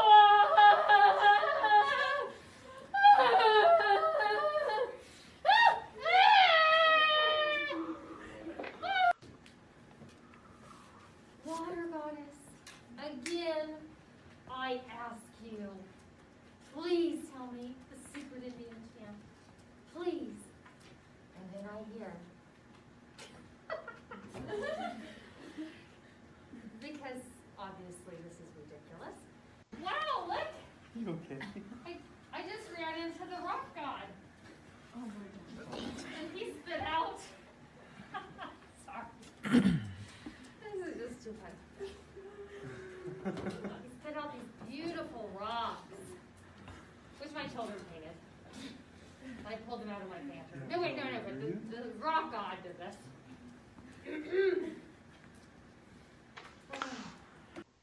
Well, I'm sure her cats enjoy her company. From CNN, a California teacher was placed on leave after video shows her mimicking a Native American dance. From Paul P. Murphy and Nicole Chavez. A math teacher in Southern California has been placed on leave after videos posted online showed her wearing a headdress made out of construction paper and mimicking a Native American dance during a lesson. The video appears to have been recorded by a student in Riverside, California during a math lesson and posted on social media by another person. CNN has repeatedly attempted to contact the person that posted the videos online. Well, don't worry, student. If you don't comply with CNN, they'll threaten to dox you. In the video, the teacher is seen wearing a headdress made of paper, simulating feathers, and dancing around the classroom while chanting Soka-toa, a mnemonic used to remember sine, cosine, and tangent, which are the 3 main functions in trigonometry. At one point, the video shows the teacher making reference to a rock god and water goddess. In a statement, on Thursday, the Riverside Unified School District confirmed one of its teachers was seen in the video and has been placed on leave while an investigation is conducted. The district did not identify the teacher. CNN has reached out to the teachers' union and the teacher for comment, but has not received a response.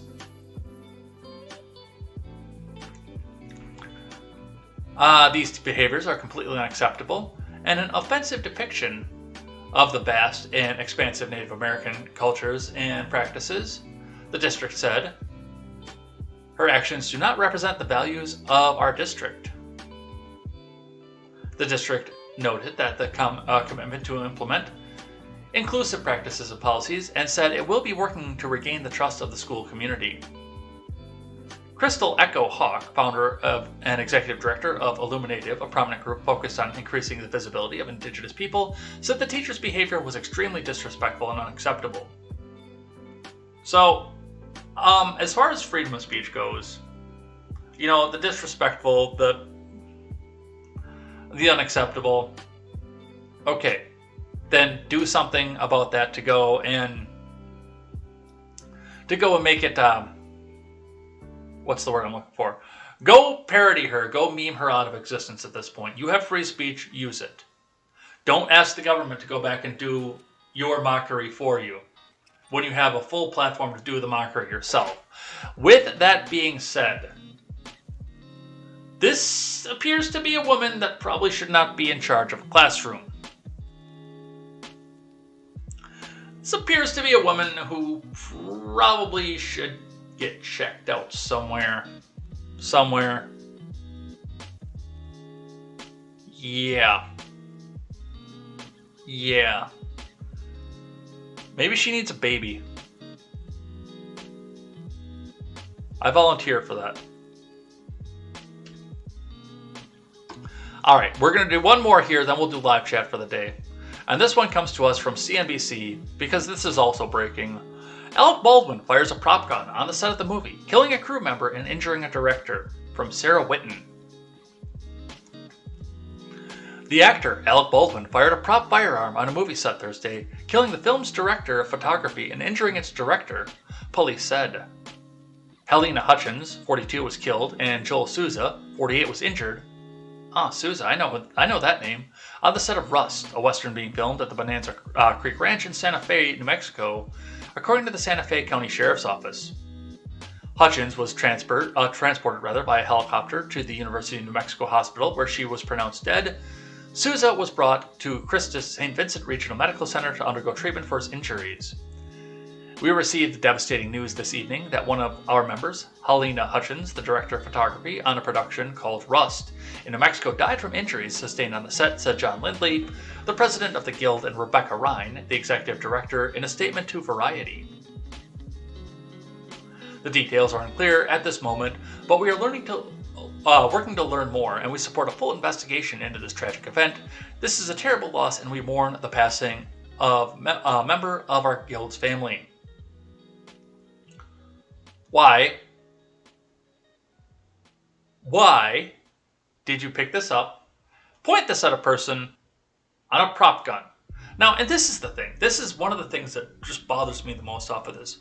What is the first rule of firearm safety for those of you who have firearms? What is the first rule of firearm safety? Treat every firearm as if it's loaded. Prop gun or otherwise. If you pick up a firearm, you're to the assumption that it's loaded, no matter what. Even if you know, even if you see that the magazine is out of it, even if you see the chamber is cleared, always treat it as if it's loaded.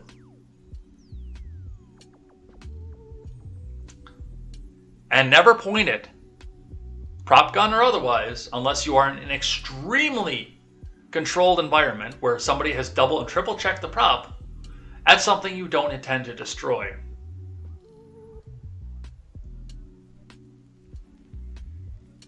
And of course, Alec Baldwin is going to walk away with this. He's never going to see the inside of a jail cell. He's just going to, his lawyers are going to lawyer it out there and say, oh, it was a prop gun, it was an accident, don't do this. Meanwhile, if it was you or I, we'd be sitting inside of a fucking cell.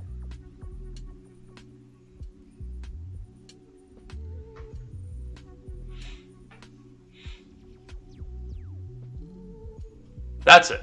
Let's do live chat. Let's get the live chat up here.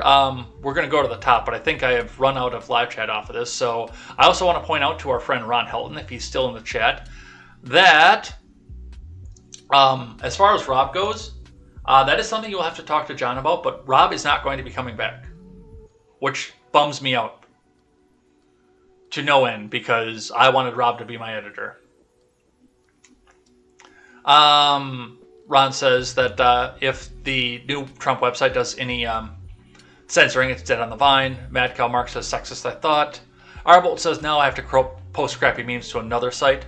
Dude, Arbolt is a meme smith. I don't know where you're getting crappy memes from, but you are a meme smith and an artist. Randy Crush is here. Chilaga is here. Quest says Twitch isn't working for me. I'm waiting to see something on the video side here. And Arbolt is having trouble with DLive. Ron Helton says the Disney parks are too damn expensive and that DLive is real clunky this morning. We will see what we can do for reading through here with the names of the people through the week before the chat catches up here, because now you guys are starting to launch stuff in a chat, which is awesome. I love that. Let's see. On Monday, we had Quest Fanning, Ron Helton, Arbolt, Randy Crush Saga, Chilaga 1984, Silent Caster, Jack 27889 joined us, Holy Flesh, and Katie Zed. On Tuesday, we had Ron Helton, Randy Crush Sala, Sully Blue was back with us. Looks like he may have changed out his work schedule a little bit, so he's probably still working with us, but thank you, Sully Blue, Quest Fanning, Arbolt, Katie Zed. Our progressive friend Mistopheles joined us briefly on Tuesday, and Shilaka 1984. On Wednesday, Ron Helton, Shilaka 1984, Arvolt, Miranda Randy, Quest Fanning, Nephilim Ninja, Mazumi, another one of our progressive friends, but that guy didn't like this as much. Not as much as Mistopheles. Mistopheles is fucking cool, dude. Mad Cow Mark and 80s Kid. On Thursday, we had Random Randy, 80s Kid, Quest Fanning, MK Ultra, Ron Helton, Shilaga 1984, Arvolt, Nephilim Ninja of Nibiru, Chaos Soul, and Quace Zeb led us in a rousing chant of Let's Go Brandon. Let's see what else you guys are doing here today. Let's see how else you guys are going to get me kicked off the air today. Let's see. Quest says I'm going to have to switch to YouTube. Unfortunately, I don't see the restream comments over there. That's weird. Randy says they don't know how much CO2 is in the air, but they're so sure that it's the sole cause of climate change. It is the sole cause of climate change. Don't ban me, Susan. Quest says, I think I'll take a shower and restart after. Maybe just need some time. Arvolt says, I'm on YouTube too, and the restream comments are coming through. Ron Helton says, these climate alarmists are getting on my nerves. And to make matters worse, they're scheming to steal our money. No, climate change is real. Everything counts back to man, don't you know? It's the carbon dioxide that we exhale. Arvolt says, computer, making life easier. Asterisk. Easier means more difficult. Rock'em Sock'em Biden. President Jill. Randy says the difference in Biden's gaffes and Trump's racism is that Biden's gaffes are real and Trump as president never actually said overtly racist things. Ron Helton. Big fan of Joe Biden over there, Ron Helton. That senile bastard doesn't even know where he is half the time. I don't feel sorry for the serial liar and grifter. Randy says, did he just claim there aren't kids stacked up in cages with those space blankets under his admins? No! Come on, man! It's a tarp! They're under a tarp, man! 1,400% capacity says otherwise. Even the FBI declared it not to be an insurrection. It's not an insurrection. It's a selfie fest.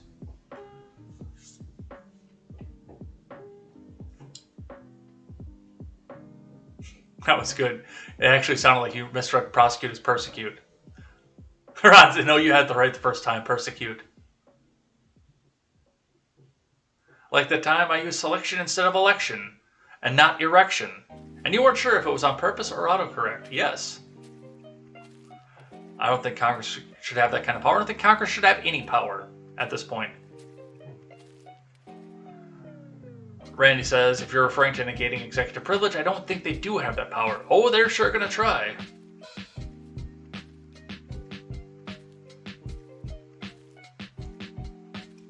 Vampire Hunter D is here, and he says it's a nothing burger.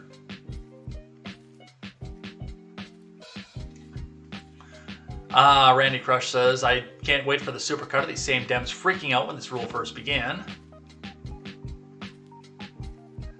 Eamon Lota says, quick question, big guy. What does it mean for a foreign country to hold American national debt? Like Japan owns over $1 trillion of the U.S. debt. Can they cash out somehow as when they need? So what happens with that, and I gave a brief explanation of this while we were watching a video. What happens with that is that Japan, just like you, if they want a piece of the national debt, they buy a bond. They buy it for $20 at a time, $100 at a time, $1,500 at a time sometimes. And as that goes on, and that's where they say the interest on the national debt, is that as that goes on and matures, there's a certain amount of interest that gets paid on it. Now, you get fucked in the ass if you draw those things early. Like, you get majorly fucked if you draw those things early for any reason whatsoever. You'll still get interest, and you'll still get your original investment back out of it, but you don't get shit out of it otherwise. Like, the little bit of interest that you get off of it is negligible unless you get it to or close to its maturation. And, I mean, there's a big jump in its maturation. So that's where the interest in the national debt comes in. Once it's matured, then yes, they can go cash it out at any time and call the U.S. on its debt. What they're actually, when they're looking to raise the debt ceiling, what they're looking to do is print more bonds to send out to people to hold the national debt.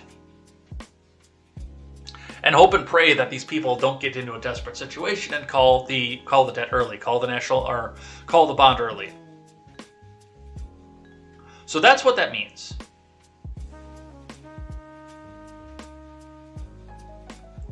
Otherwise, they've just got to hit it's either, when they raise the debt ceiling, what they're doing now, it's either hit the bond printer or hit the money printer. One of the two is going burr right now. In fact, I believe it's both of them are going burr right now. And yes, U.S. corporations hold the U.S. debt. Actually, I believe the majority of U.S. debt is held by the U.S. either corporations or citizens. But yes, you also have countries like China, Japan, several European countries also hold portions of the national debt. So that's what that means. Or, as Ron Helton put it, debt ceiling is just doublespeak for those grifters to justify the spending money that they don't have. That works too. Quest Fanning is back. Due respect.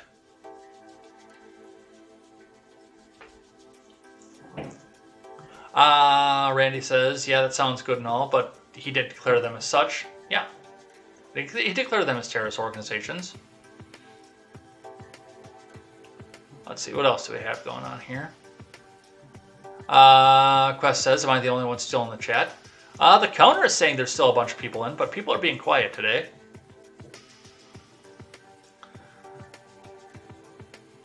Randy says, I said something not that long ago. Yeah, we need to get more people in and more active so we can get around all the auto posts that I put there. Because the more chat that we get in here, the more the algorithms favor us on Twitch. So it's, for me, it's a part of a way to keep the Twitch algorithm up and keep me on the front page of Twitch, because the algorithm just sees the chat messages. They don't see who's chatting, what the chat message is, or if it's a robot. They just see the chat messages. And if they see more chat messages, they actually boost us in the rankings on the front page. Interesting side note, I've been studying the Twitch algorithms and I'm trying to break them so I can get more money out of Twitch before they discover who I am and what I stand for and shut my ass down. Quest says, the timing isn't right, but I still think he's the basis for Dave Chappelle's white person impression. Ron Helton says, hashtag end slavery and government. There's the link for the Razor Fist video, by the way. Go and check that out. That was a good one. Fractal Dust is here. Yo, what's up? Morning, Fractal Dust.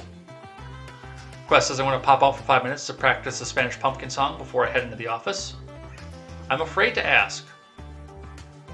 Fractal Dust says, J. Edgar, I think you might be shadow banned. I got a new phone, so I had to find your channel to subscribe. I typed everything correctly and I couldn't find you. I had to get my bro to send me a link. I probably am shadow, especially on YouTube. But in the link in the description, you can find the D Live, the Twitch, and my fan Facebook page as well.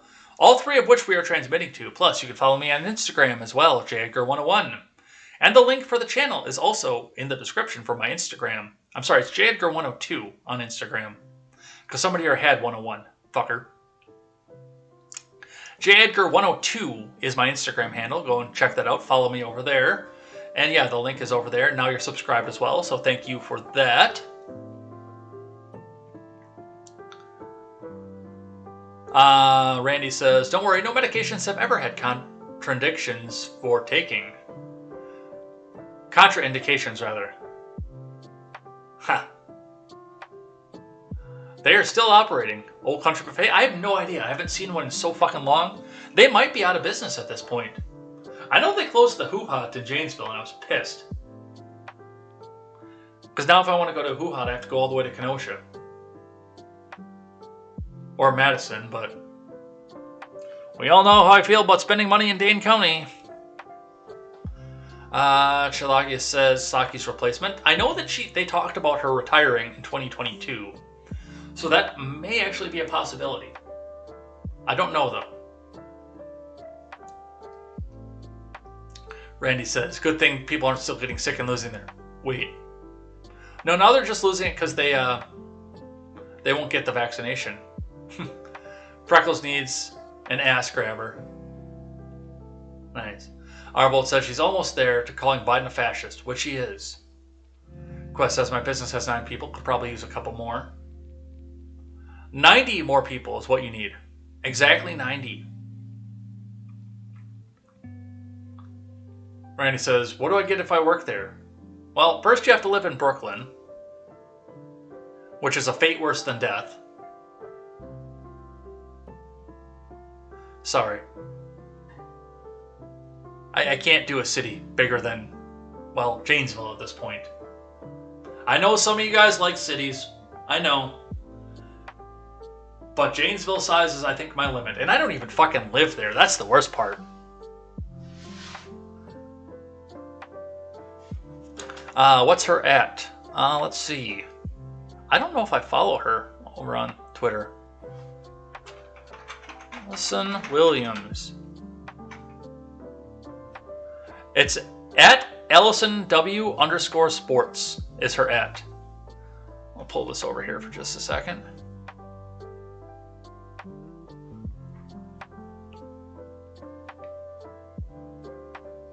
And I'm not following her. Oh, we're going to change that. Yes. Let's get her on the show.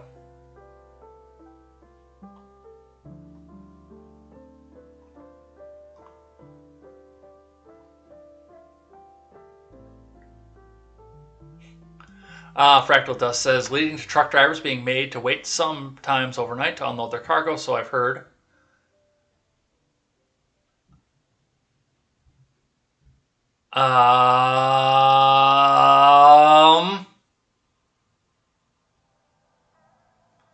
If I read this, is there going to be a demon that shoots out of my asshole? Well, no guts, no glory. Arcanum Santanae Inter Umbras Obscurior Nox 666 Occult Europa. Kill Commies 666.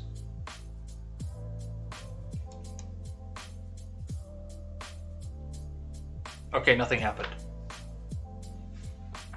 My asshole is intact. Quest Panic says heroin, hard pass. Fractal, Mom? Randy says, if I think a dream catcher looks cool, am I somehow culturally appropriating Native Americans? But this chick is making a mockery of the culture. Progress! MK Ultra says heroin. Fractal Dust says, yeah, opiates are simple straight up vodka. Randy says, this chick dye her hair red, strip, then run across an elementary school football field? No, I think it's a different chick. Because the one in the football field was in eastern Missouri, and this lady was in Riverside, California, which I believe is LA adjacent. Oh, even better. That was math. She said it was heroin. Randy says, that's the current progressive ideology. I saw nothing wrong with that math lesson. It wasn't even social studies. I can't believe you said you do that. I would. Look, she needs a baby to calm herself down, but I'm looking to start a family. Plus, those leggings looked really fucking nice.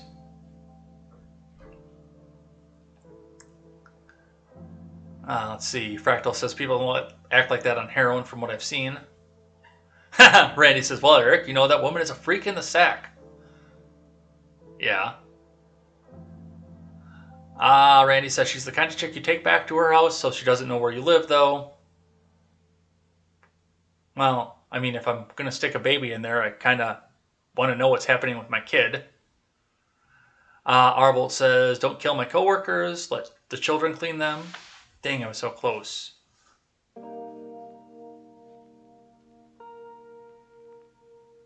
Oh, the number one rule. Eric says, if we're going to force people to do things, firearms training should be on the top of the list. Randy says, rule number 1, wave it around wildly and definitely press the trigger often. Quest says, but did he fire twice? I don't know. I don't know if there was a blank that actually had some gunpowder in it, or what the story was off of it. If it was just an exploding round or a firearm explosion and it just killed the person, then the shrapnel got the other person. I don't know any of the details of it other than the fact that one person died and one person was injured. Randy says, I want to understand the 2 people hurt, but was it one shot? Did he actually shoot it twice? I don't know. I cannot confirm if he did it twice. Sherlock says, apparently Alex Bald had a tweet in 2017 where he asked what it would be like to involuntarily kill somebody. Not sure who he was referring to.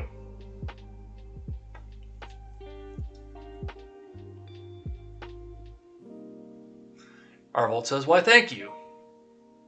Like the magic bullet of JFK or the loogie from Seinfeld. Back and to the left, back and to the left. Ron Helton was just reclining. I think he was napping. I only get Steven kicked off the air.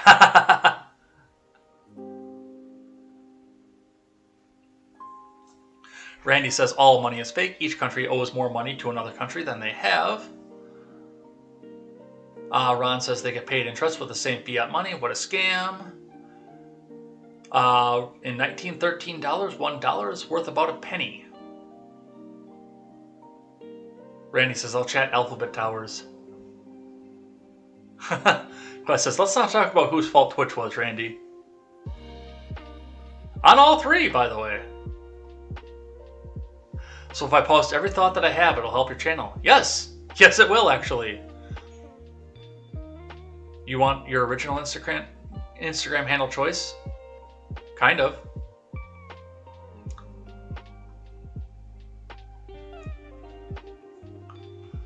Oh. Randy says, she needs a baby, but she's definitely wanting a baby. And Quest Fanning will get last word, says, too bad we can't post Richard pics. Alright, that's it. That's everything. That's all we're doing today. Let's change the track up and let's get out of here.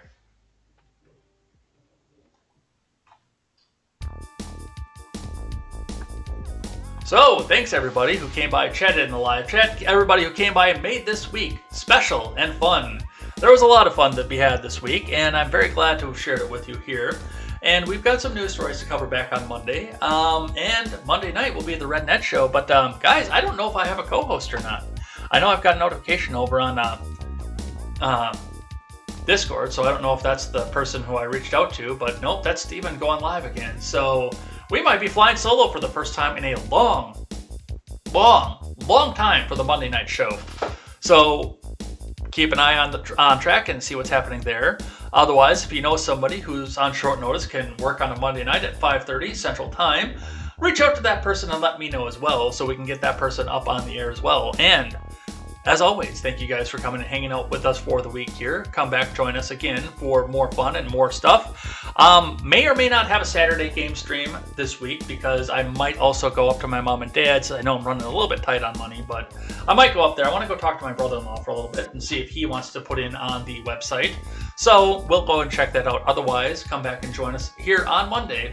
If there's no Saturday stream, watch the Twitter for the Saturday stream. That will be Twitch and DLive exclusive if we have one. But watch the Twitter for that, for the announcements for that. We'll be doing some more Fallout 4, I think, because, you know, I'm going to kind of enjoy doing this with you guys. Partially blind, partially not blind, because, hey, I keep finding new stuff in here as well. But come back and join us wherever, and join and check out the Daily Ignoramus immediately after the show here. Go and check that out as well. And we will see you next time. Until then, I am Jay Edgar, and this is Contemporary. Take care.